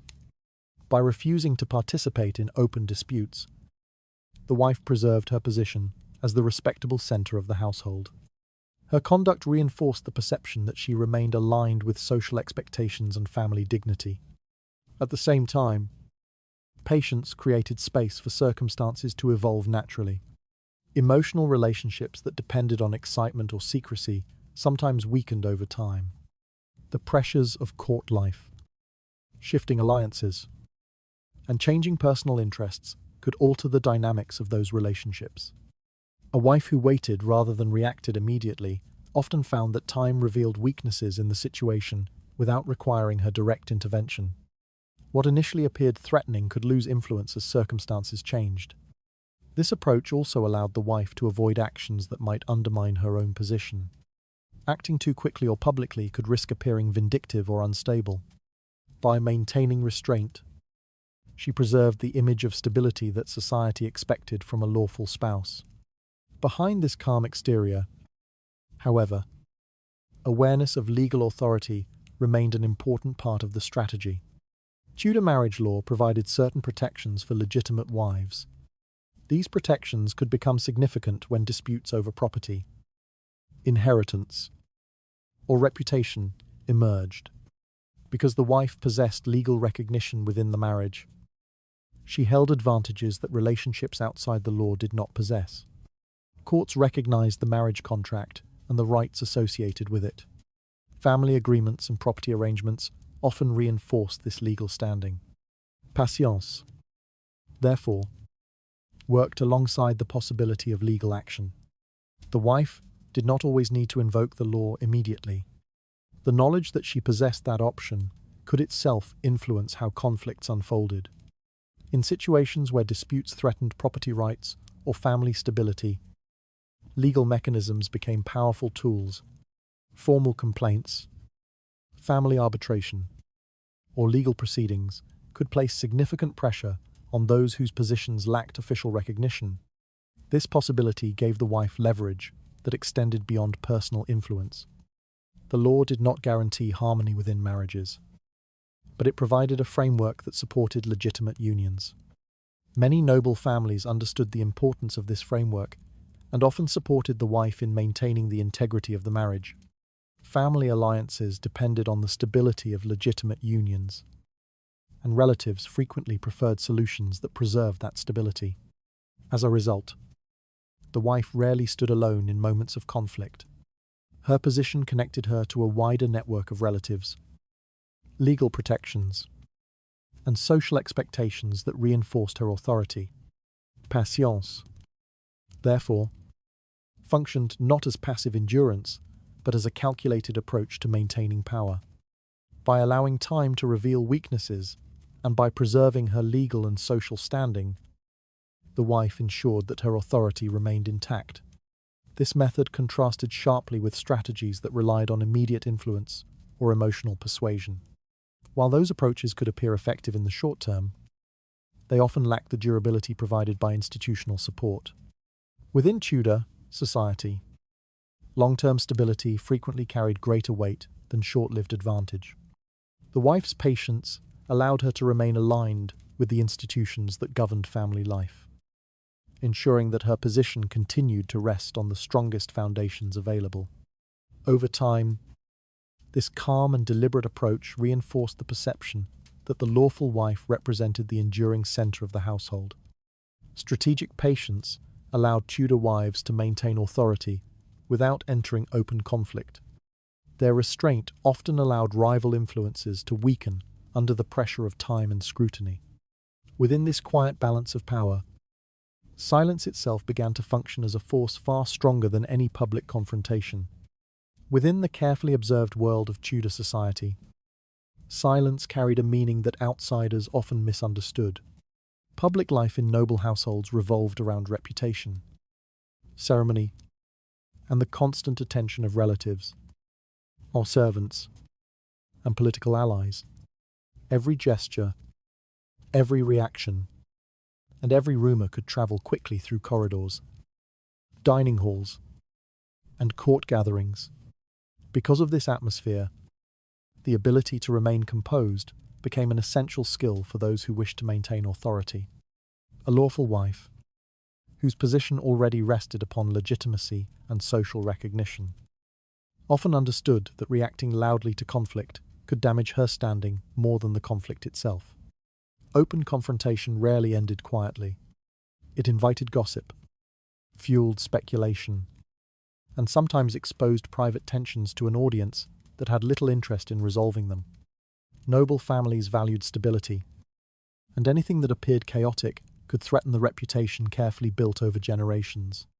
For this reason, many Tudor wives developed a form of influence rooted in restraint.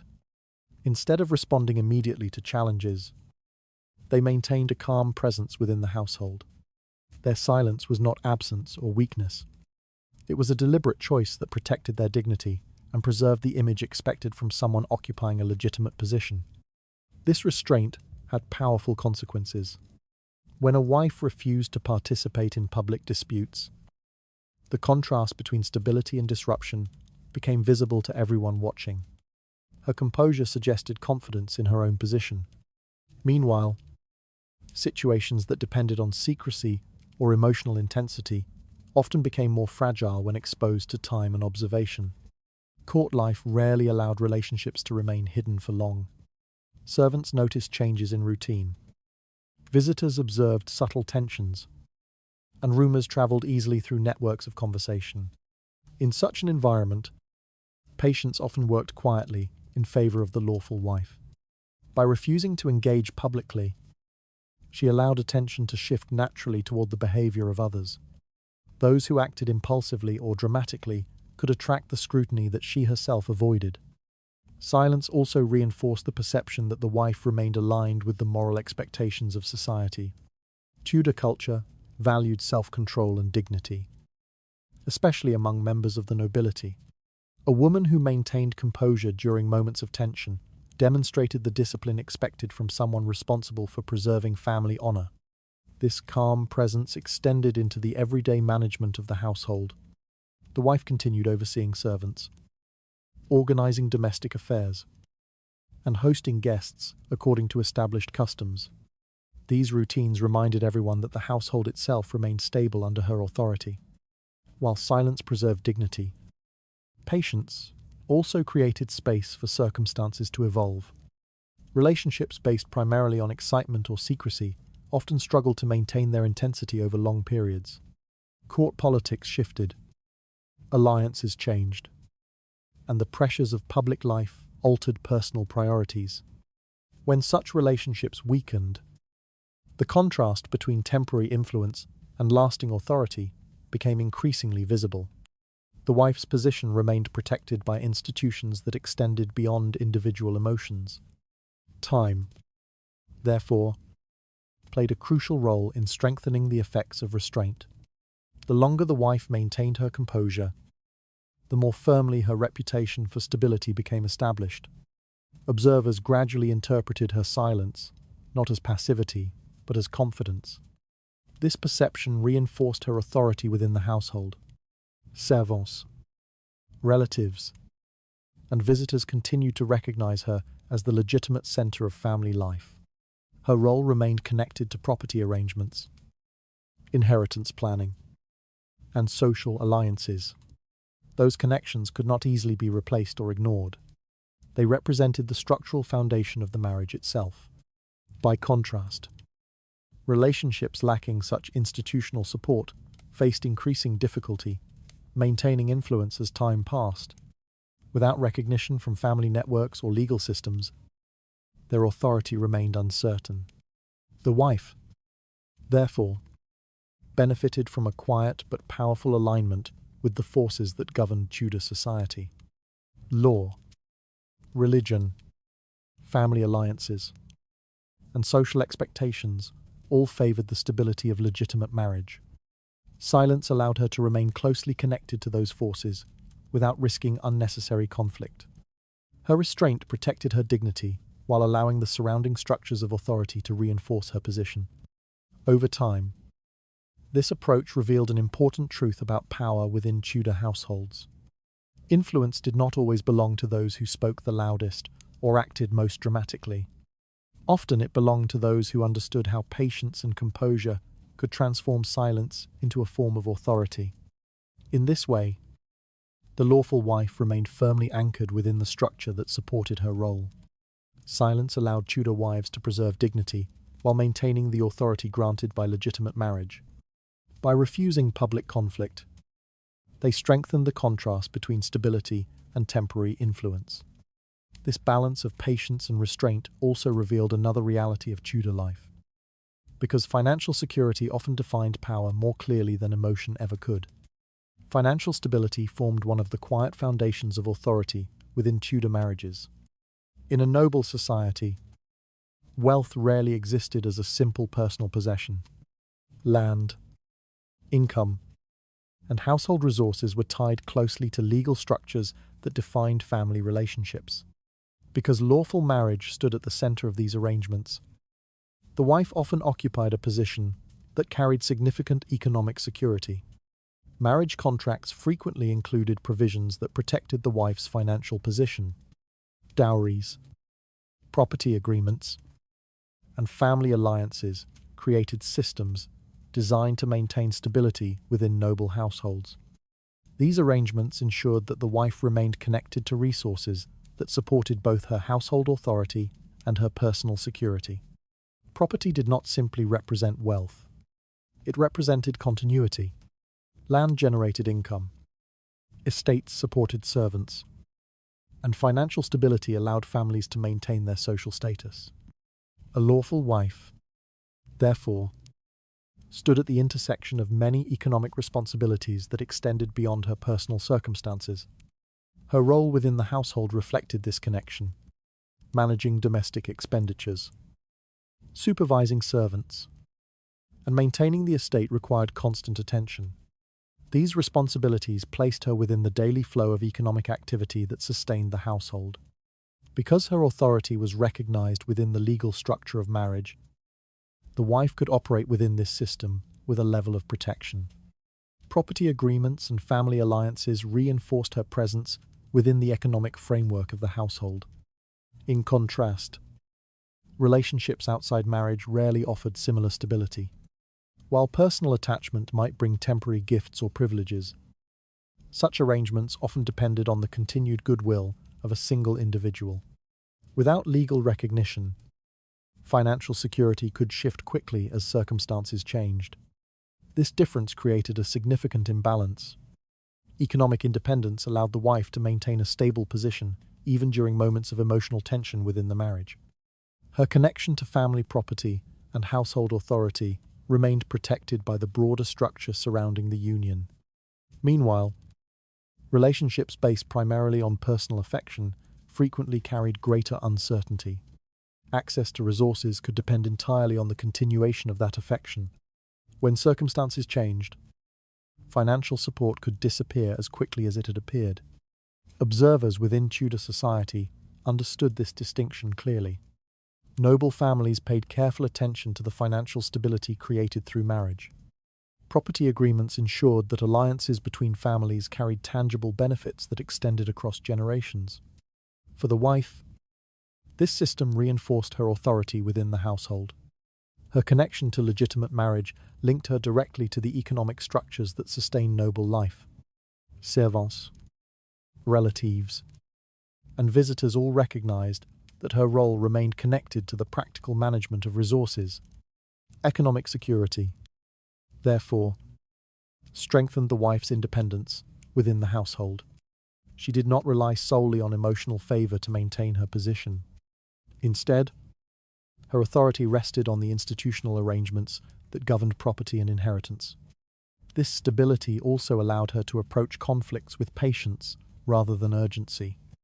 Because her position did not depend entirely on emotional approval, she could maintain composure during periods of tension. Time and circumstance often resolved situations that might otherwise have required immediate action. By contrast, those whose position depended primarily on personal favor faced greater vulnerability, without access to the same institutional protections. Maintaining influence required constant effort to preserve attention and support. Such dependence often created an unstable foundation for long-term authority.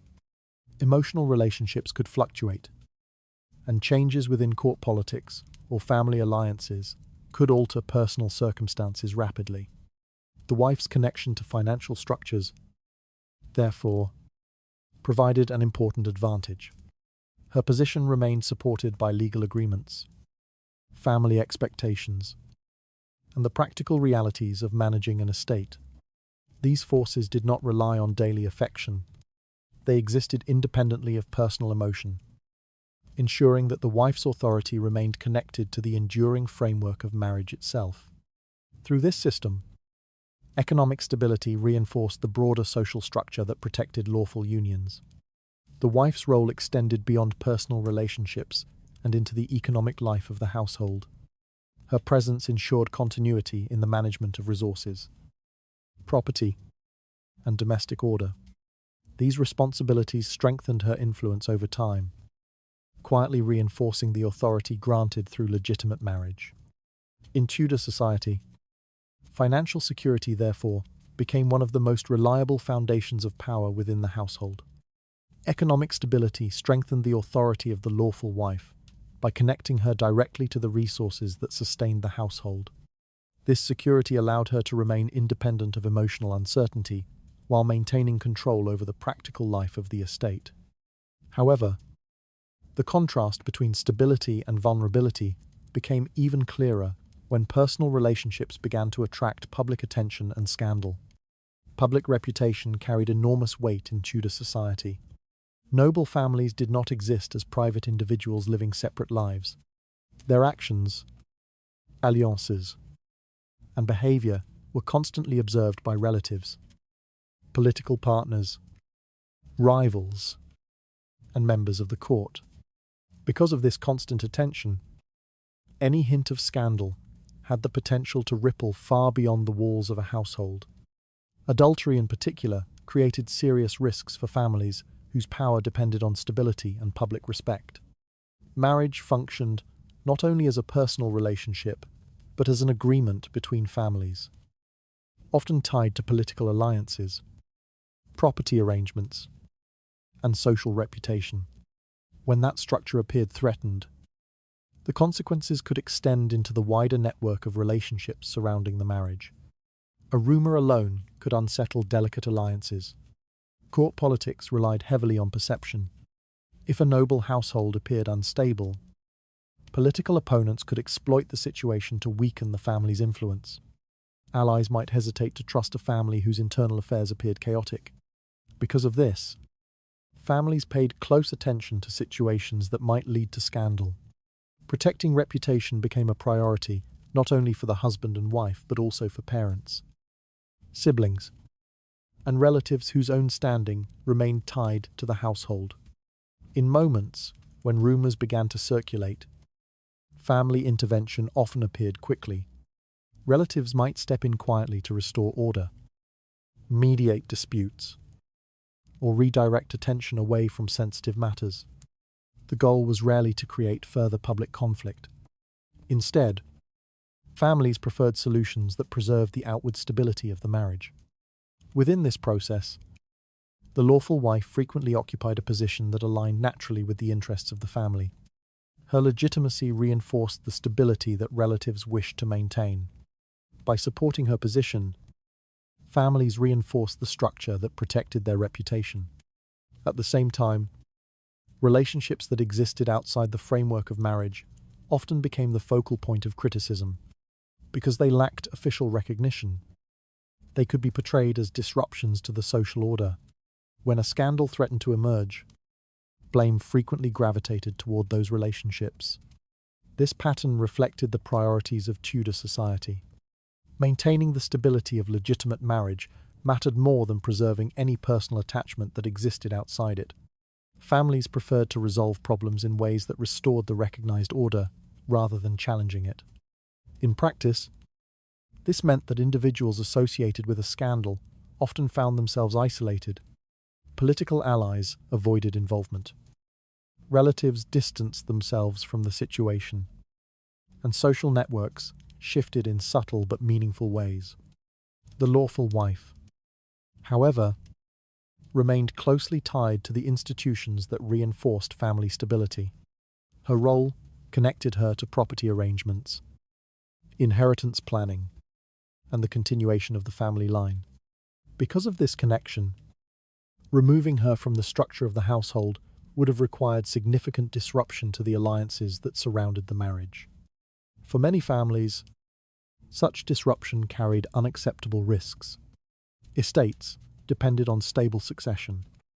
Political alliances required trust, and reputation remained central to maintaining influence at court.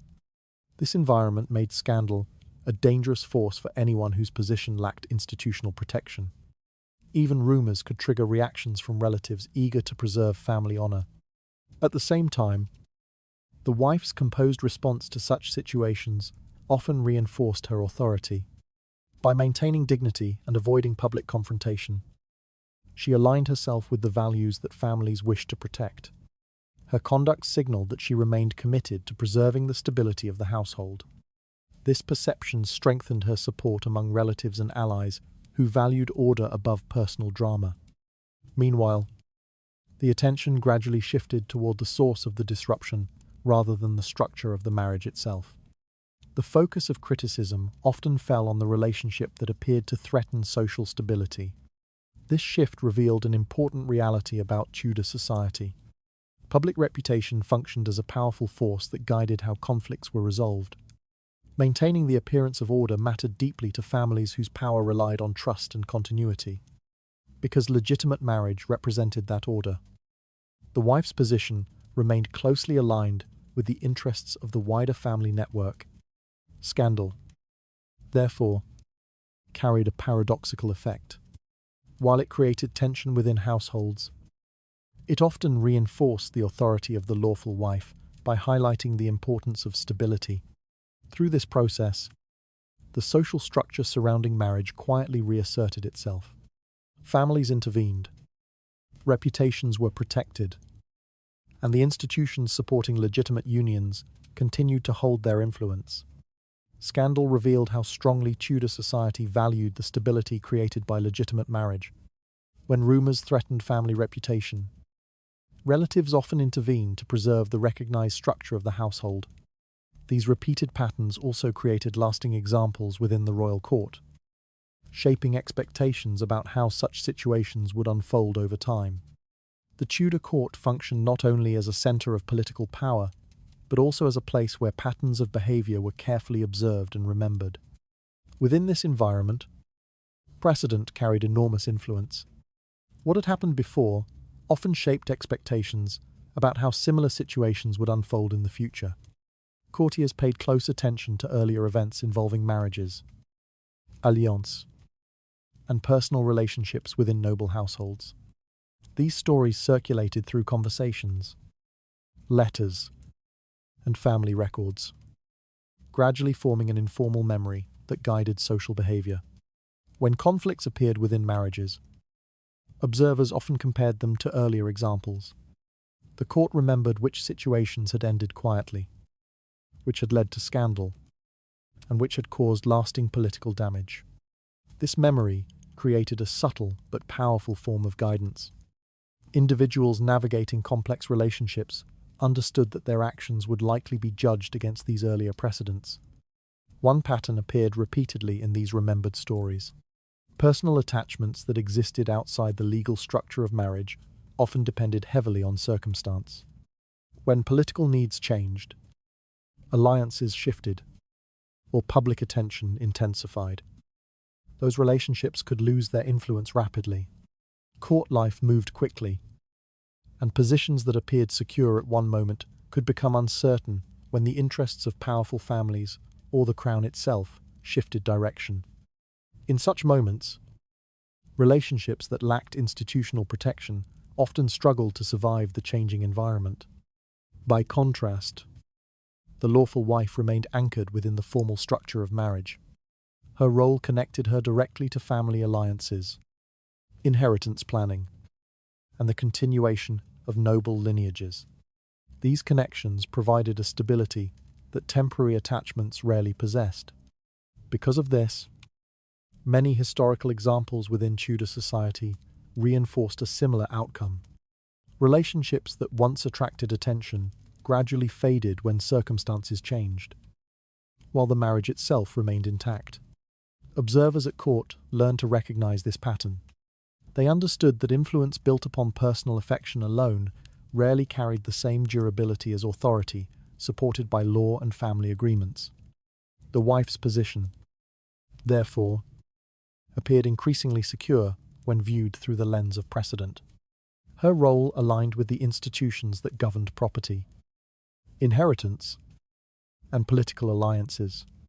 These institutions formed the foundation of the noble society. Estates required clear succession. Alliances depended on stable marriages. And political influence often flowed through family networks that extended across generations. Because legitimate marriage stood at the center of these systems, maintaining it often became the priority when conflicts emerged. Precedent reinforced this priority. When earlier examples demonstrated that stability benefited families and political alliances, future decisions tended to follow similar paths. Relatives, advisors, and political allies all recognized the importance of protecting the structures that preserved continuity. Disrupting a lawful marriage risked creating uncertainty around property, inheritance, and family alliances. For this reason, the wife frequently remained connected to the long-term framework of the household, even during moments of personal tension. Time further strengthened this pattern. As years passed, the marriage itself became part of the family's history. Records documented the union. Alliances expanded through shared relationships, and legitimate heirs reinforced the continuity of the lineage. These developments made the marriage increasingly difficult to disrupt without consequences for the wider family network.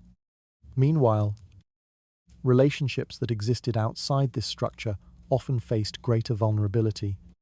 Without legal recognition or institutional support, they depended heavily on circumstances that could change quickly within the shifting environment of court politics. When political priorities shifted, or attention turned elsewhere, those relationships sometimes disappeared from the center of court life as quickly as they had appeared. Observers at court, therefore, learned to interpret these patterns with caution. Personal influence could rise suddenly, but lasting authority almost always remained tied to the structures that governed marriage and inheritance. Through repeated examples, Tudor society developed a quiet understanding of how power functioned within noble households. Precedents did not guarantee identical outcomes in every situation, but they provided a framework that shaped expectations. Individuals navigating court life understood that stability and legitimacy often prevailed over temporary influence. Within this framework, the lawful wife remained firmly connected to the institutions that defined family continuity.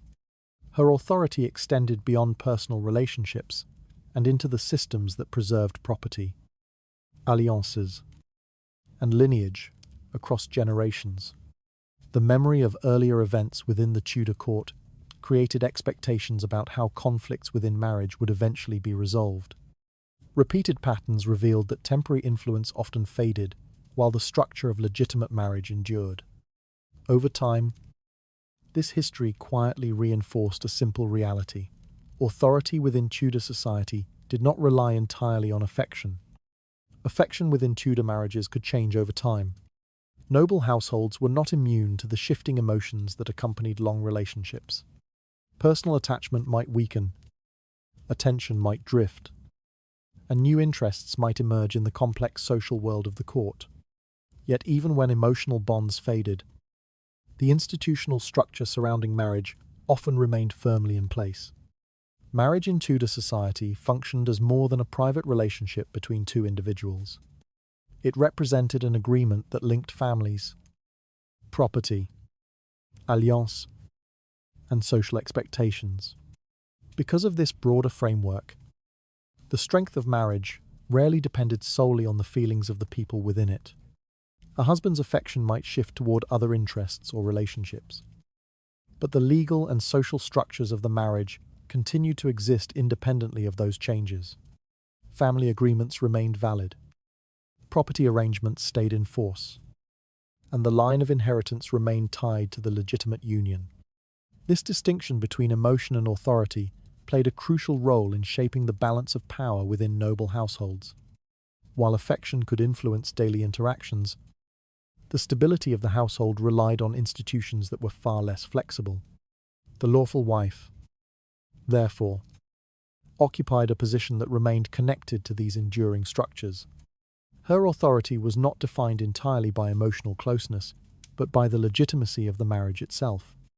Relatives, political allies, and members of the court understood this distinction well. They recognized that personal relationships could shift without altering the formal structure that supported the marriage.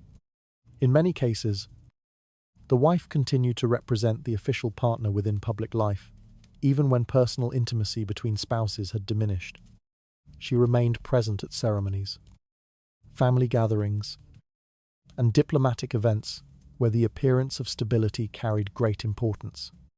This public role reinforced her connection to the broader network of alliances created by the marriage. Noble families relied heavily on these alliances to maintain influence within court politics. Because of this reliance, disrupting the formal structure of a marriage could create significant uncertainty for everyone connected to it. Relatives from both sides of the family had invested in the union, and their interests often favored preserving the stability that marriage provided. The wife's presence, therefore, remained essential to maintaining that stability. Her role ensured that the alliance between families continued to function even when personal emotions within the marriage had changed. At the same time, personal relationships outside the marriage rarely carried the same institutional recognition. While they might influence private dynamics within the household, they seldom altered the legal structure that defined inheritance and family alliances. This reality created a clear distinction between affection and authority.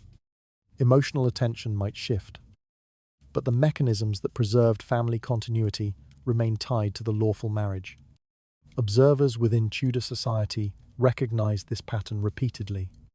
Relationships based on personal attraction often appeared powerful in the moment, attracting attention and conversation within the court. However, when viewed across longer periods of time, the institutional structure of marriage often proved far more durable. Alliances between families continued.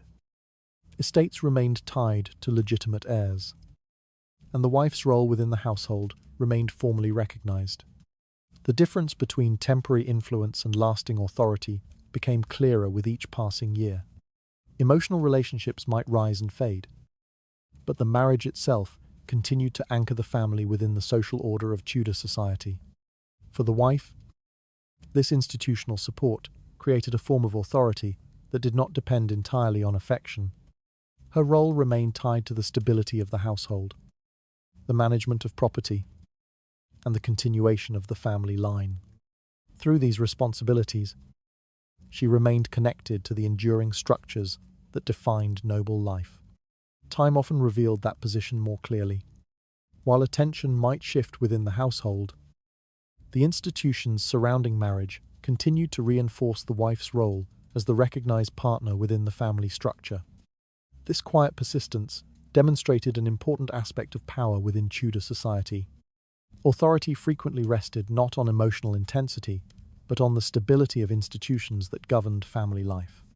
Within that framework, the lawful wife remained firmly connected to the structures that defined legitimacy and continuity. Emotional affection within Tudor marriages could shift, yet the authority created by legitimate union remained firmly established. Even when personal attention moved elsewhere, the wife continued to stand at the center of the legal and social framework surrounding the household. From this stability emerged another subtle form of influence, one that allowed the wife to transform restraint into a powerful political strategy. Forgiveness within Tudor marriages rarely functioned as a simple emotional gesture. In noble households where reputation and authority mattered deeply, the act of forgiving could carry strategic value. A lawful wife who chose restraint rather than retaliation often strengthened her position within the wider social structure. Tudor society placed strong emphasis on moral conduct, particularly for members of the nobility. Behavior was observed not only by relatives but also by political allies, or servants, and visitors who moved through court circles. Every action contributed to the reputation of the household. Because of this constant observation, the image of dignity held enormous importance. When tension appeared within a marriage, the response of the lawful wife could shape how the entire situation was interpreted by others. Open anger or visible conflict might invite gossip and uncertainty. It could suggest instability within the household and raise questions about the strength of the marriage alliance. For families whose power depended on reputation, such impressions could become damaging. Strategic forgiveness offered another path. By maintaining composure and demonstrating restraint, the wife preserved the appearance of stability within the household. Her decision not to escalate the conflict allowed the family to maintain dignity in the eyes of observers. This response also aligned with the moral expectations of Tudor society. Religious and cultural teachings emphasized patience, self-control, and the preservation of social harmony. A wife who appeared calm and forgiving could therefore embody the virtues that society publicly praised. Such conduct strengthened her moral authority. Observers often interpreted restraint as a sign of inner strength and confidence. By refusing to engage in visible hostility, the wife reinforced the perception that she remained committed to preserving the order of the household. At the same time, this approach quietly altered the narrative surrounding the situation. When the wife maintained dignity, attention gradually shifted toward the actions that had disrupted the household in the first place. The contrast between composure and disruption became increasingly visible. One side represented stability and moral restraint, while the other appeared responsible for creating tension within the family structure. In this way, forgiveness could transform into a subtle form of political influence. It allowed the wife to maintain her position without confrontation while reinforcing the legitimacy of the marriage. Relatives and allies often preferred this outcome. Noble families valued harmony because it protected alliances and preserved reputation.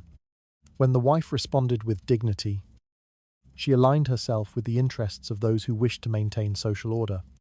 Family networks frequently supported such responses.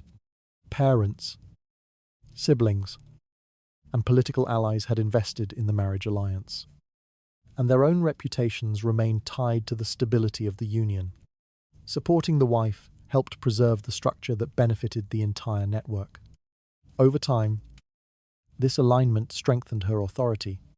Her behavior demonstrated loyalty to the family alliance and commitment to maintaining public dignity. These qualities enhanced her standing within the household and among the broader social network. Meanwhile, relationships that appeared to challenge the stability of marriage often faced increasing criticism.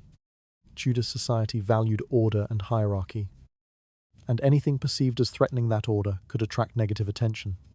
In such circumstances, the narrative gradually shifted. The lawful wife represented stability, tradition, and moral restraint. The relationship that disrupted that stability often appeared as the source of disorder. This contrast influenced how events were remembered and interpreted within court circles. Reputation mattered deeply in Tudor society, and the perception of moral authority could shape the outcome of conflicts. Forgiveness, therefore, became more than an act of personal mercy. It functioned as a strategic response that reinforced the social structure surrounding marriage. Through restraint and dignity, the wife aligned herself with the institutions that governed family life. Her conduct demonstrated loyalty to the alliance that marriage represented. Over time, this quiet strategy strengthened the perception that she embodied the legitimate center of the household. Her authority did not rely solely on emotional closeness within the marriage. Instead, it rested on the stability created by legitimacy, reputation, and the preservation of social order. In Tudor society, such stability often carried far greater influence than temporary conflict. Strategic forgiveness allowed Tudor wives to preserve dignity while reinforcing their moral authority within the household. By choosing restraint instead of confrontation, they aligned themselves with the values that noble families sought to protect. This quiet strength also shaped how history would remember their role within the structure of Tudor society. History rarely remembers every voice that once moved through a household. Within Tudor society, memory followed patterns shaped by law, inheritance, and social recognition. The people who remained visible in family records were usually those connected to legitimate institutions. Because lawful marriage stood at the center of those institutions, the wife often occupied a place that endured long after the events of daily life had faded. Noble families kept careful records of lineage, genealogies, documented marriages, heirs, alliances, and the transfer of titles across generations. These records did not exist merely as historical curiosities. They served practical purposes: property rights, inheritance claims, and political alliances often relied on the accuracy of these written histories. For this reason, lawful marriages were recorded with particular attention. The names of husbands and wives appeared together in family documents, linking two families through an alliance that shaped future generations. Through these records, the wife became permanently connected to the official history of the household. Her role as the lawful partner ensured that her name remained associated with the continuation of the family line. Children born within the marriage further reinforced this connection. Genealogies listed legitimate heirs carefully, tracing the path through which property and titles would pass from one generation to the next. The mother of those heirs, therefore, became an essential figure within the narrative of family continuity. Over time, these written records shaped how later generations understood their own origins. Family members studying their lineage encountered the names of ancestors who had formed the alliances that sustained the estate.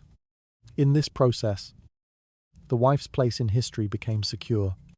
Her marriage created the connection that allowed the lineage to continue, and her presence remained visible in the documents that preserved family identity. Titles and honours also followed similar patterns. Noble titles passed through legitimate lines of descent, and the marriages that created those lines were carefully recorded.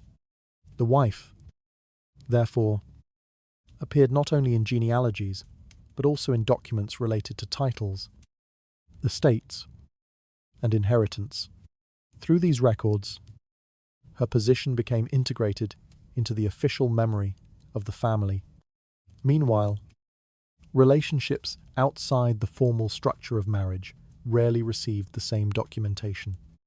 Because they lacked legal recognition, they often remained absent from official genealogies and inheritance records, even when such relationships attracted attention during their time. The absence of legal acknowledgement limited their presence in the historical record. Without formal recognition, their stories rarely appeared in the documents that preserved family continuity.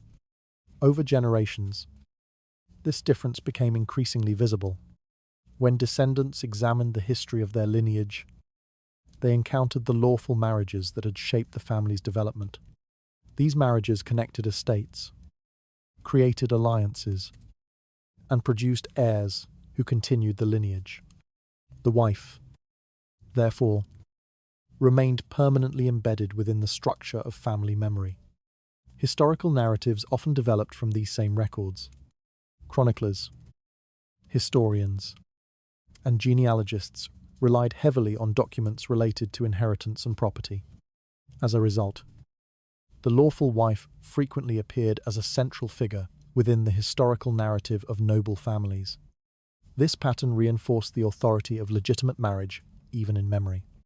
The institutions that had supported the marriage during life continued to influence how the past was recorded and remembered. Through this process, the wife's role extended beyond the household of her own time. Her name became part of a chain of ancestors, connecting generations across centuries. Her presence in genealogies ensured that future descendants would recognize her as a foundational figure within the lineage. The persistence of these records revealed how strongly Tudor society valued legitimacy and continuity. Families organized their history around the alliances created through marriage and the heirs produced within those unions. In this framework, the wife stood at the center of the narrative that connected past, a present, and future. While other relationships might influence the daily life of the household, the official memory, preserved by family records, remained focused on the structures that ensured stability and inheritance. This distinction shaped how Tudor society remembered its own past. Institutional recognition determined which names endured in written history and which gradually disappeared from view. Because legitimate marriage formed the foundation of that recognition, the wife's place within the historical record remained secure. Her role as the lawful partner ensured that her influence extended far beyond the lifetime of the household she once managed. Family records and genealogies preserved the names of lawful wives as central figures in the continuation of noble lineages. Through marriage, inheritance, and titles, their presence became permanently embedded in the historical memory of their families. Within this enduring structure, the meaning of marriage itself revealed the final foundation of power in Tudor society. Marriage stood at the center of Tudor society in ways that extended far beyond private life. For noble families, marriage created the structure through which alliances were formed, estates were preserved, and power moved from one generation to the next. While emotions, personal rivalries, and shifting attention might shape daily life within households, The institutional framework surrounding marriage remained the foundation upon which the entire social order rested. Throughout the Tudor world, families treated marriage as one of the most serious decisions they could make. The union of two individuals represented the joining of two networks of relatives, resources, and political relationships. These alliances shaped the future of estates, determined the direction of family fortunes, and influenced the position of families within the court. Because of this, the wife's role within marriage carried significance that extended far beyond the walls of the household. She represented the lawful connection between families, the continuity of lineage, and the stability of alliances carefully negotiated through marriage agreements. The institutions surrounding marriage reinforced this position. The law recognized legitimate unions, ensuring that property and inheritance followed the structure created by marriage. Religious authority treated marriage as a sacred commitment, strengthening the moral framework that supported the union.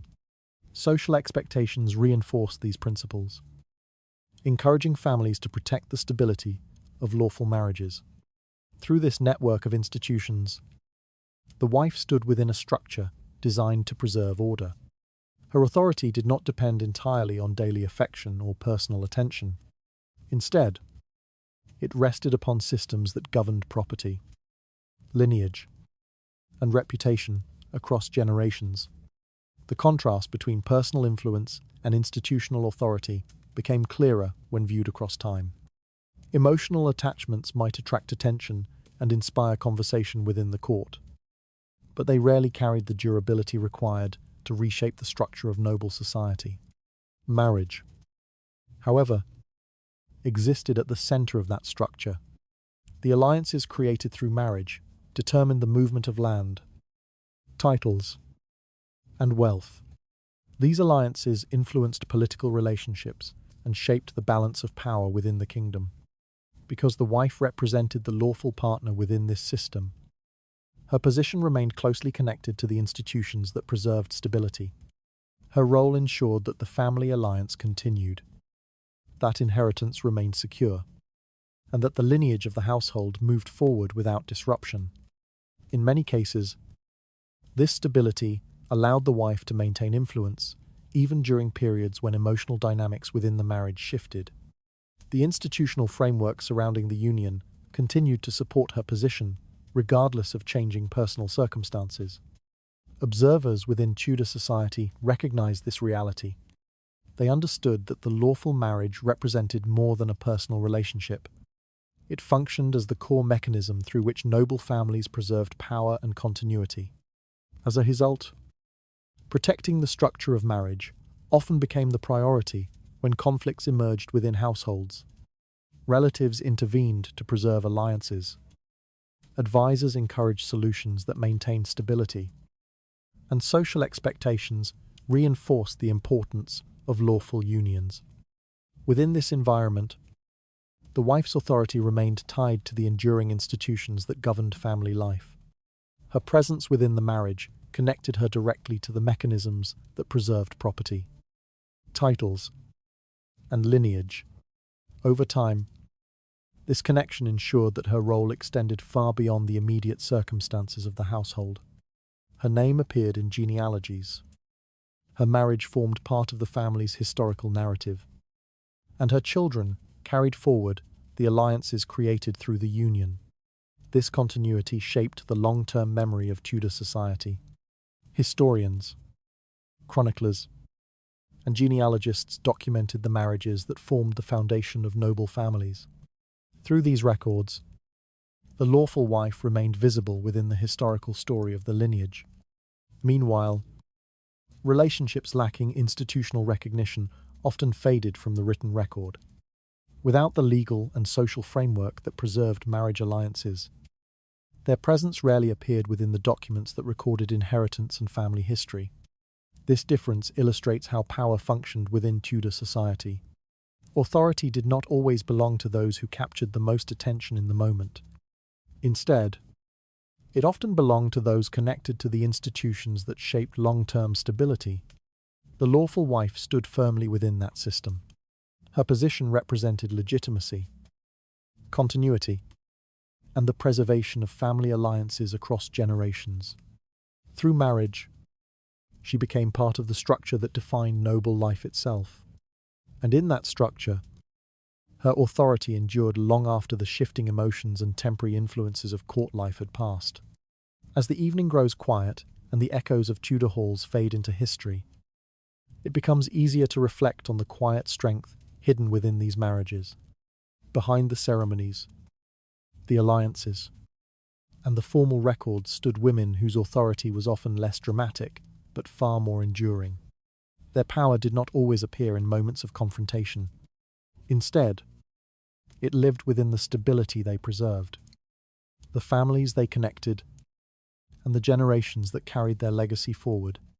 The story of Tudor marriage, therefore, reveals something deeper about how power truly functioned in that world. Institutions, legitimacy, and patience often shaped outcomes more strongly than passion or rivalry. And through these forces, the lawful wife remained anchored at the center of the social structure that defined Tudor society. Tonight, as you imagine the candlelit corridors of those distant courts, you might picture the quiet figures who stood within that system, maintaining stability while the world around them shifted. Thank you for spending this quiet journey through Tudor history together. I hope the story has offered both insight and a gentle moment of reflection at the end of the day. Now it is time to let the noise of the court fade away.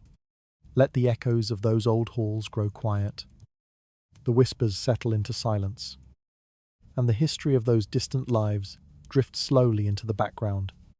Close your eyes, take a slow breath, and allow the past to soften into rest.